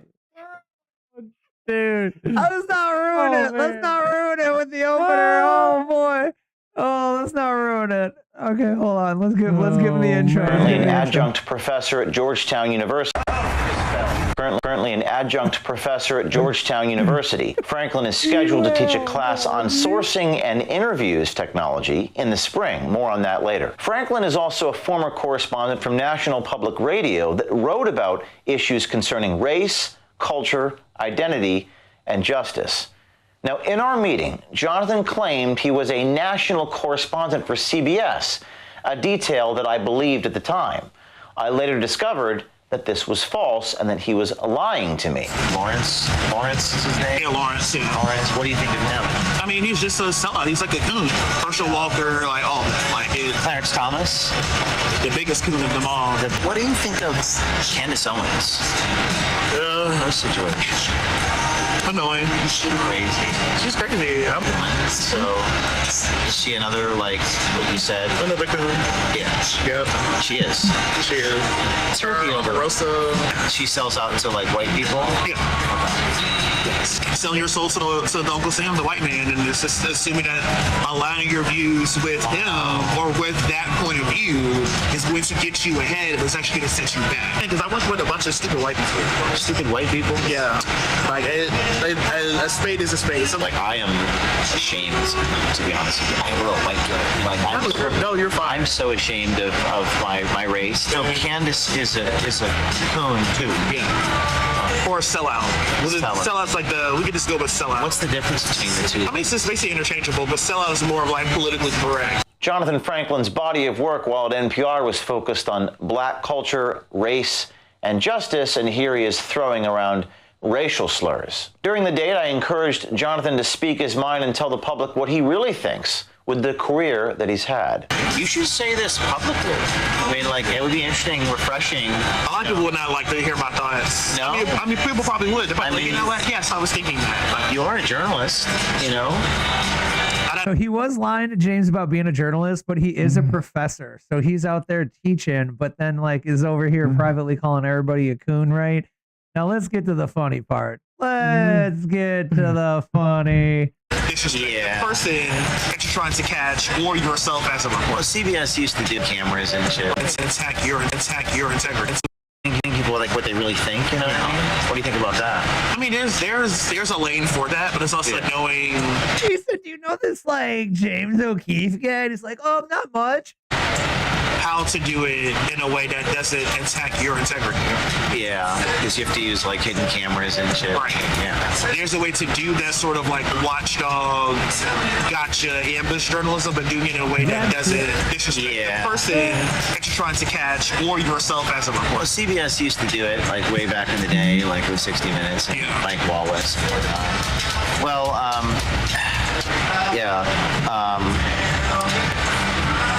well, the thing is that I actually am James O'Keefe. Are you? Yeah. No, you're not. No, I'm not. I'm not James O'Keefe. This poor dude starts rocking back and forth, bro, because, this gotta be a sink to your stomach feeling when somebody's like, I'm not a gay dude, and I'm not trying to date you, and I'm actually secret recording you, and you said a bunch of naughty shit. No, you're not. I am. PTSD. Are you ready, bro? Are you ready? Really? Yes. And you don't know that. The cameraman, dude, my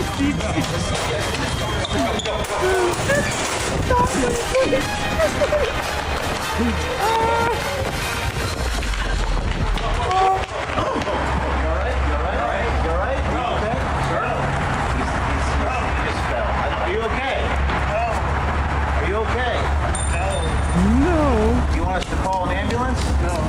Are you sure? Sure. Are you injured? Yes. What happened? I fell. You have blood? Are you okay? Yes. We don't want you to get injured. Yes, I'm injured. That's not our intent. I'm injured. Do you need us to call for help? No. Okay. Are you sure you're okay? Okay, yep. Sir, you called black people, quote, coons. You work for CBS News. You're a national correspondent. Whoa. Hey, man. He's attacking the camera. No, chill. That's a misdemeanor. You can't. I will sue. Stop. Okay, I will stop. I just want to ask you, why did you call black people coons? Stop. That work from the media. Stop. You work for. Sue. What's that? Stop. I will sue. Stop. Sue me for what? Stop. I'm a reporter. No. You work for CBS News. You're a national correspondent. I don't work for CBS. You don't? No. You lied about that? Yes. Did you work for NPR? No.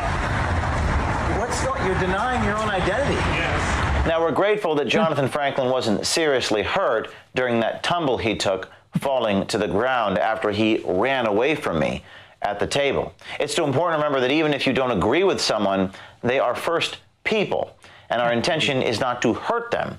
Is to expose the truth that the public has a right to know, that the citizens have a right to know, that the students at Georgetown and the parents have a right to know. Jonathan willingly came with us when we offered to help him. After his fall, we took him to a pharmacy and got him some Band-Aids.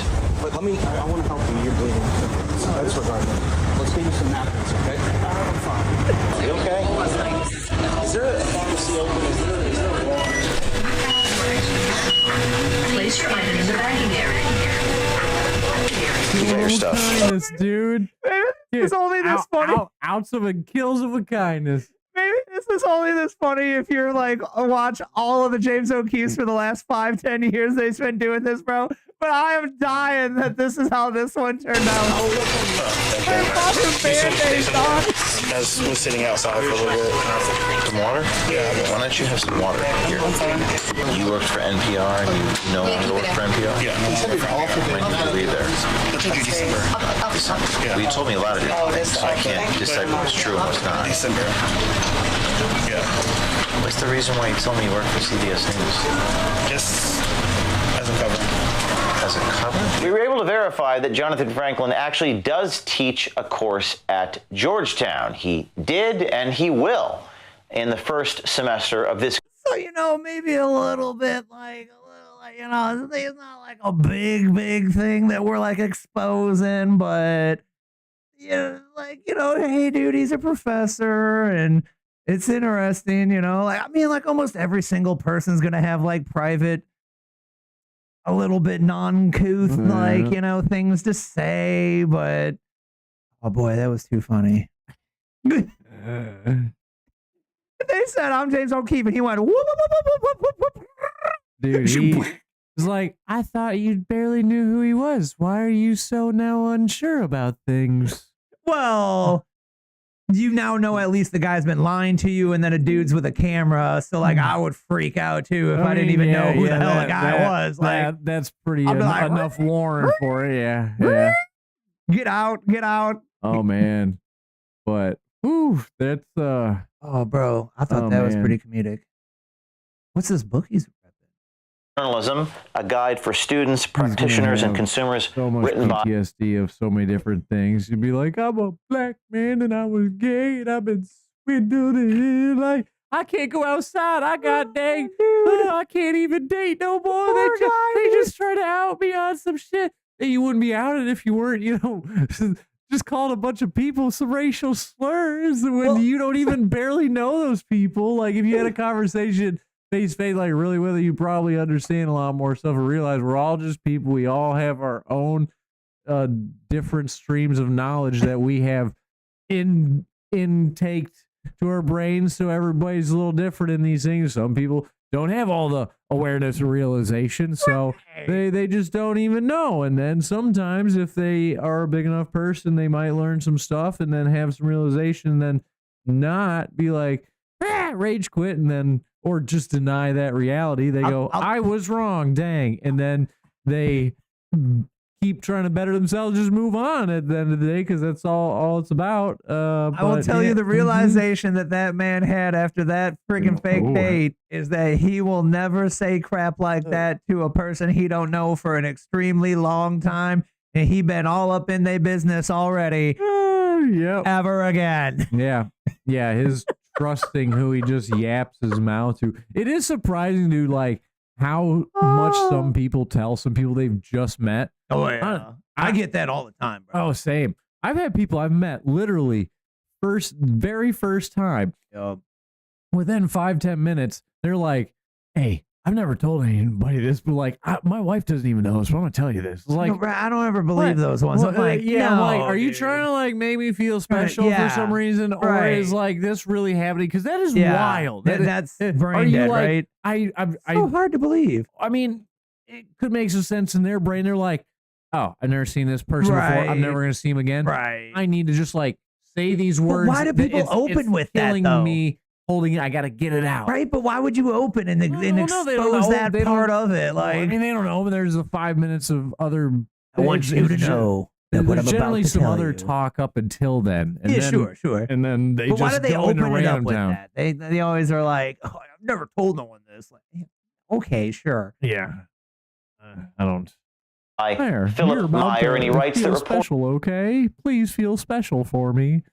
Are they repping this? This sounds neat. Reporters adapt models into which they can fit their objective facts. In addition to being guides to interpretation, those models, Walter Lippmann, the dean of journalism 100 years ago, called them stereotypes. They also help to select with aspects of the objective world to look for. Now, in this other book, News Values, a guy named Jack Fuller, he was actually the president and publisher of the Chicago Tribune. Fuller writes that objectivity is a hopelessly naive notion. Nobody has ever achieved objective journalism, and no one ever could, because of the biases of the observer, especially one who's writing those articles, quite unlike us, who just captures people on video. The biases of the observer/writer always enters the picture, coloring the details, at least guiding the choice. It is the inevitable consequence of the combination of one's experience and inbred nature.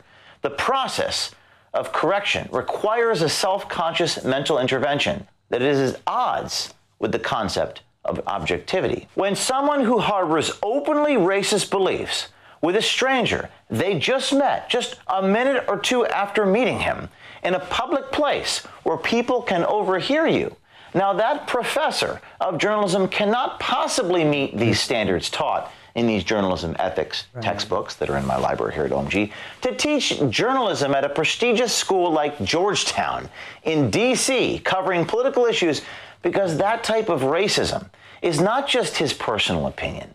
It is a bias about a group of people that directly affects fairness, credibility, and judgment. Yeah, very true. Very true.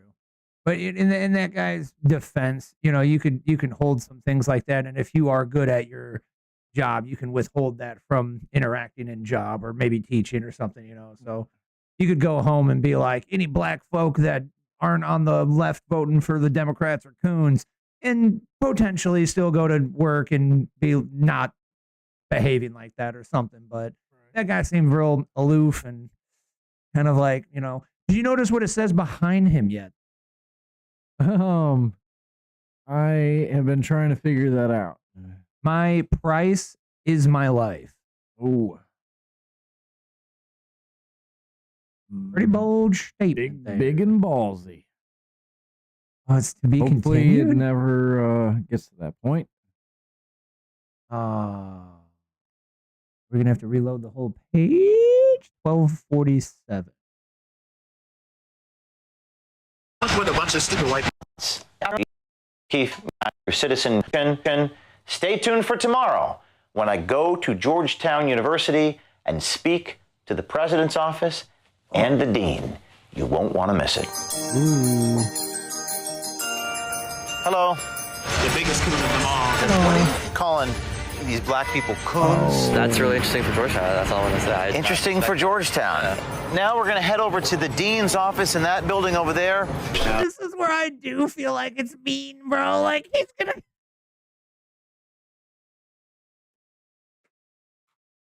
I'm all about this when he's taking down, like, real bad upper echelon dudes, bro. Yeah. But this poor guy's whole life, bro, got wrecked. Oh, that sucks, bro. Therapist, where do you feel like your life turned? It was all good. This one night, I went on what I thought was a date, and my whole life was flipped upside down. I was no longer the Fresh Prince of Georgetown. The chick was like, and then the therapist was like, yeah, but do you have any kind of evidence on this? Because I'm going to write this schizophrenia prescription here. There's no way somebody did that to you. Yeah, right here. There's no way. Actually, sorry to burst your bubble, but yeah. Oh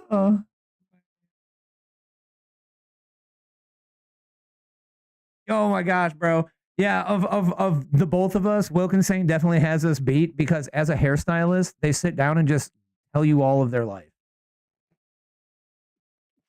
Hairstylists and the barbers do get a lot of details about people's lives generally. And they're more factual than like bartender. Bartender gets that as well, but they're more like bar stories and you're a little hammered, you know? I mean, like, but then you are hammered, so you're just like spewing truth. Ooh, debatable. Yeah, depending if you drank enough truth serum.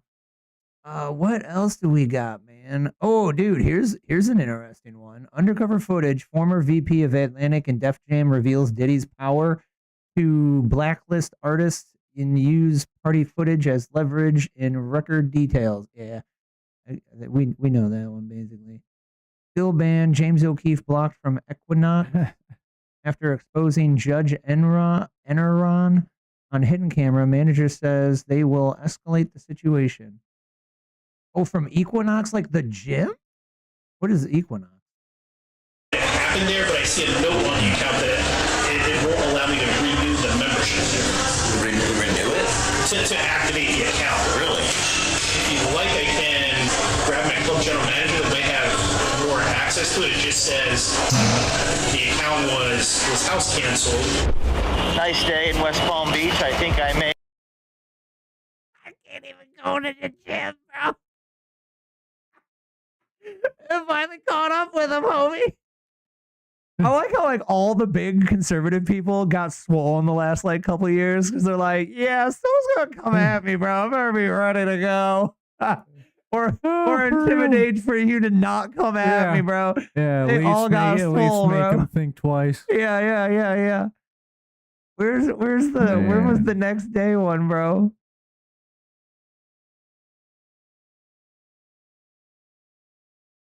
One of the funniest things I've watched in a long time. Oh, dude. It was funny, bro. Cops called. James O'Keefe kicked off Georgetown campus after confronting Dean over professor's racist marks. About the professor that we've exposed. What do you think of Candace Owens? Undercover myself and met with an adjunct professor. Racial epithets. What do you think about that? Oh, they made it too quiet. That's really interesting for Georgetown. That's all I want to say. Interesting for Georgetown. Interesting for Georgetown. I personally would not be doing that. You would not. You would not do that. You don't call black people quote coons. No. I think that does that represent Georgetown? Definitely not. What do you think the university should do in response to this video? Well, I don't want to say anything wrong. I don't know. This professor, I Right. can't say anything as well. Yeah. You know, maybe he has his reasons for saying it too. You know, there's always two sides of the story. Yeah. But, what would be the side of the story that would justify him saying that? I don't know. I'm not him. I don't agree with it, but everyone has a right to their opinion. Maybe you can ask him. I have no idea. We intend to. Do you guys know where the Maybe you can ask him. Oh yeah, no, we're heading that way. like where I would go to get a comment, like a dean's office or public affairs? White Grafton's over there, right? Now we're gonna head over to the. This shit's really fucking entertaining to me, bro. Hey, how are you? Hey, happy to give you contact info. Recording second, entertaining is like his first thing he's good at, man. It's because he was a theater guy. For Vespucci and our media relations office. So it's just That's how he got all the good dance moves, and he was a DJ. simply media@georgetown.edu. Who are you? Are you the president's office? Yeah, I'm a staff person. The guy is calling. The best thing to do is to contact our media relations office. So Where is the office? they don't have a physical office here. You don't have a physical office. They're as far as I know. Like ephemeral, like in outer space. Don't know. I don't. Yeah, don't know. All right. Well, Thanks. But the best thing to do is reach out to media@georgetown.edu. So we're here in the president's office, and apparently they don't have a. I've seen this there. Here in the president's office. Oh, if you're not following James O'Keefe on a freaking X, folks, like, what are you doing, man? Like, what are you doing? You're missing out. You follow James O'Keefe, and then you follow me at Mastache, 3 S's in a row, 4 in the whole word. Go and follow us over there. But yeah, that was the James O'Keefe of the week. And then my last one here for you. I've talked about him several times here on the show. Once again, we are not medical professionals. Please talk to your doctor to get your own medical advice and whatnots.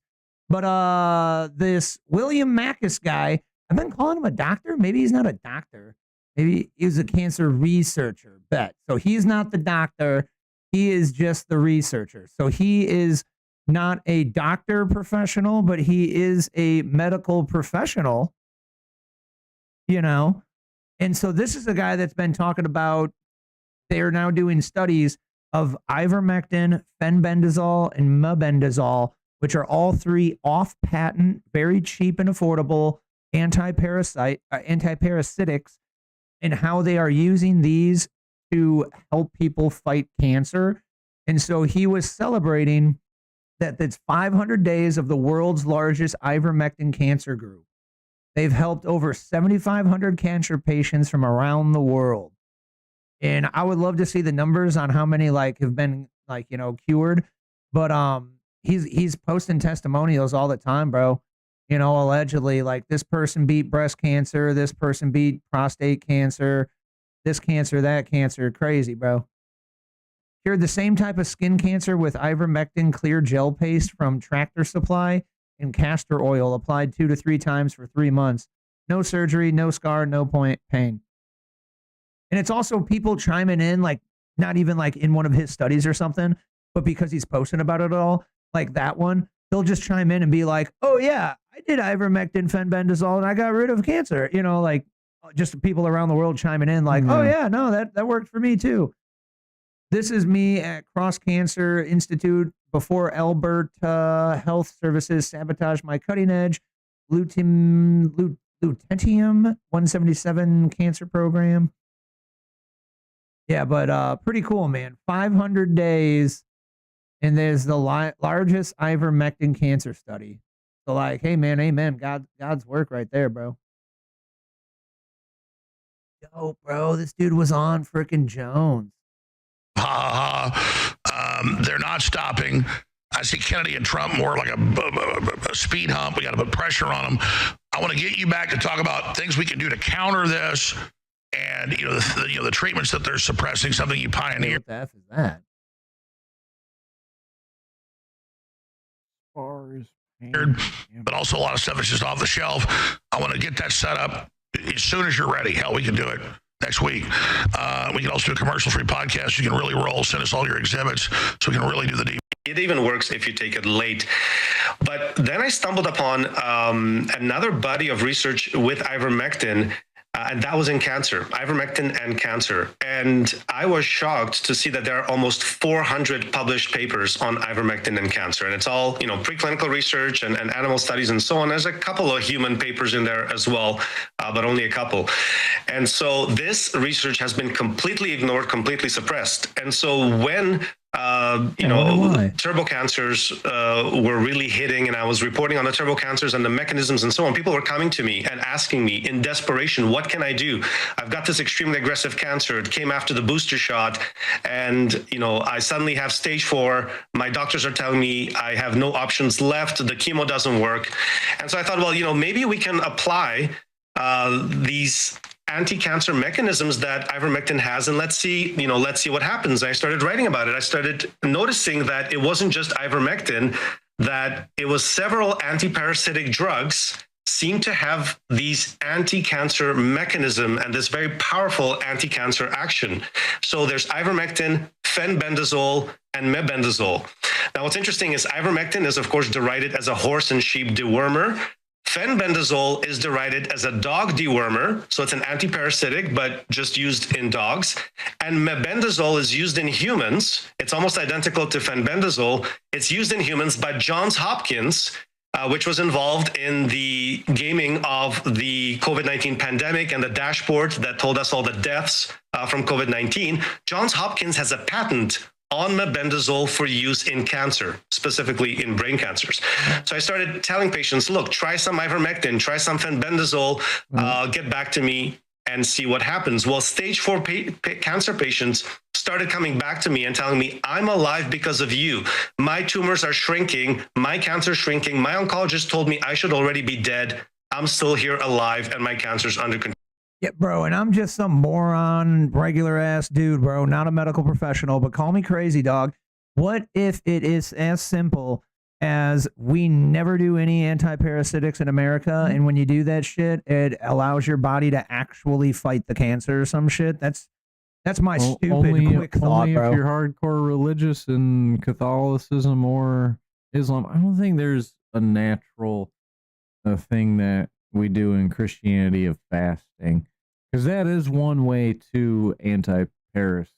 Yeah, no, that's what Lent's all about, but it isn't like a fast thingy. But like the OG, it was a fast. Yeah. So we've gotten soft in like modern day American Everybody's Christianity, like, I believe. I cannot not eat for 3 days. That's like impossible. Ramadan, bro, they be fasting just like through the day, like sun up, sundown. Yeah.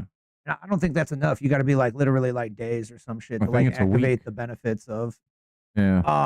I believe something happens at 4-day, and then over a week is a big. Well, there's a lot of research now benefit. into the 36-hour monk fast is what they call it. Yeah, basically around 36 hours is where it'll. I think a little bit before that. I forget the hour marker. Generally, it differs, for people. I'm sure a little bit. But yeah, you're basically your body flushes out the bad cells, makes new stem cells. Your brain makes new neural pathways, and all the benefits. And all you have to do is be without, not intake for a while. It's so weird. Right. You'd think you take in and then things work. No, That's you what we're actually, programmed, right? Inputs. Yep. Inputs. I need more inputs. This is how my body works. More inputs make it work better. ADHD. I need 7 different background noises going on while I'm trying to write this paper. We just got started on earlier. We need the vitamin D and the K2, inputs, but sometimes, maybe. Sometimes the fabric of the universe holds all that you need. Yeah, no shoot, right, bro? That's crazy. But that's all I got for you here tonight, folks. That man looked like he needs some help on the right of that screen there. That crazy man over there. He looks like he's in distress. And I look at it as a whole, because I did make the image, right? So I look at it as he is absolutely shocked that the Truth or Cast current events show is going live. He's like, what? Dude, the Truther Cast is live again. Another Monday night. Yeah. Yeah. We try to have fun here. So thanks for coming along, folks. Very much appreciated for your time. I would also like to thank you for sharing that show out, folks. If you share it out to one person you know, a family, a friend, maybe a middle-of-the-road foe, a coworker person of some sort, if everybody sent it out to one person and they showed up next week to hang out in the live chat down below, we could double the viewership. So make sure to help spread the awareness so people can find some realization. That's what we like around here at the Truther Cast, folks. And, you got those support the show thingies, you got to like join the locals community. It's, right, that red button a little bit below this guy right here. Hit that red button.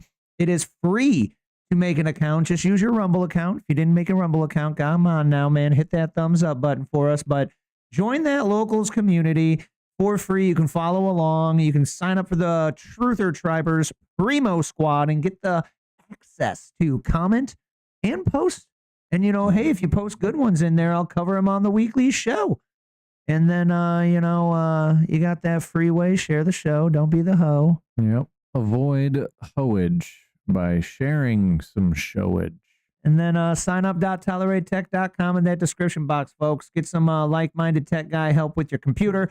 I would love to help you out. Signup.toleratetech.com. Get that 10% off on the annual membership. If you got a gaming computer, man, just bring it on in. I'll mess up that thing and fix it all up right. Hell yeah. Mess that thing up real good. Mess it up real good. Where it's oh yeah. Piping way better than it ever piped before. Sometimes it's like a car where you gotta like break it to fix it again, and then it's better than the first time. Or, if it's running rough, you give the Italian tune-up, you open it up down the highway for a while, and then you technically whoop its butt just a little bit, put through some paces, and all of a sudden it works itself out. See where a leak sprang? Coughs out the couple things that were clogging it up and stuff per se. Right. Yeah. But thank you very much, folks. That is all I've got for you tonight. Anything else for you, Daniel? Oh no, I guess we didn't have anything up on there, but recently. Apparently there is a so quick side note. Did you see the false flag of where was it? The US embassy in I think it's in Venezuela was blown up, or like got hit with an explosive, like something like that. Yeah. You saw the tanker they took over, right? Yeah. That was epic. They shared that video too. Did you see the video? Yeah. That's pretty cool. Yeah. Yeah, like, there's our boys doing what they do best. They just dropped down on that shit and was like, yo, it's ours. They flop out their manhood and they go, yeah, so America's here and we got the better guns and military, so this is ours now. Welcome to bullying, 21st century. Oh my God, that's what I would say too, bro. I'd be like, America's here. Your bullshit's over. We know what you've been doing with this boat. Bro, they tried to be all like, I can't believe they took a boat. Apparently, it's had sanctions on it for like 10 years or something, which that means like, hey, you're bad guys, like sanctions. Like, hey, you're a bad guy and you're marked. Kind of like calling them a terrorist or something, Yeah. So it was like, they should have been taken down 10 years ago or any time in between 10 years ago and now. Then we take them down, bro, and the effing mainstream media is like, they do a bad thing. Oh, jeez, they do a bad thing. They did a thing. It was bad. Okay. Yeah, absolutely ridiculous. Okay. But what else about the false flag? Anything else on that, or just? So there's still I wouldn't be too. I haven't you don't know about it. Barely anybody else knows about it. So they didn't pick up. Yeah, that's probably just fear mongering. If you see it on the news, people don't be too worried about it. More than likely, that's because I seen it was the false red flag. Either they're trying to make things look away so that we pop up. I don't think Trump has any want to have a war with Venezuela. Everybody's saying, war with Venezuela. Like, I mean, he wants to take out the narco drug terrorists, but he doesn't want to take over. He's not gonna. invade the land for taking over Venezuela, like as our own. Like, if anything, he basically just wants to help them do what the good guys in Venezuela want, you know. Was it Argentina where they based it? No, El Salvador. El Salvador, yeah, Bukele. Yeah, where they just mashed all the crime out of the streets all of a sudden, and then it went to hey, now we're operating fine. They're almost like a prosperous nation. Yeah. Something. So he wants to go to war with the bad guys of Venezuela, but that does also include he's requested that Maduro steps down or they will go in with force.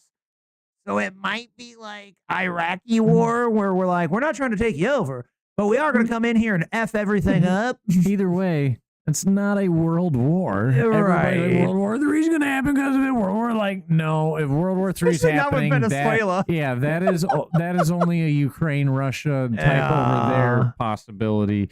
And it's only because Russia's involved. Because if you had something with Ukraine, like that would never. Or Taiwan. We might go. Like if China invade. Yeah. Yep. That would probably. But who would be backing them up, bro? Like the BRICS, you know? Like if China invaded Taiwan and we go to big boy war, who else gets on board where it turns into world war? It's got to be BRICS.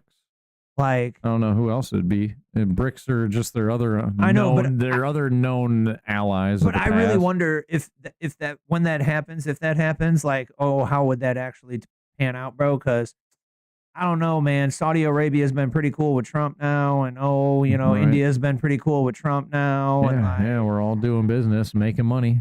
Right? So, I don't know, tricky. Yep. Other than that, that's pretty much about it for the week. I think been busy trying to catch up from the week of being sick and not doing much anything. Running and gunning now. Did you share the show, Dan? I didn't. Oh, you got a hoage all over your face, bro. I might have to show some stuff since I'm such a hoe. I might have to be a scandalous Dan. Better share the show this week, sucker.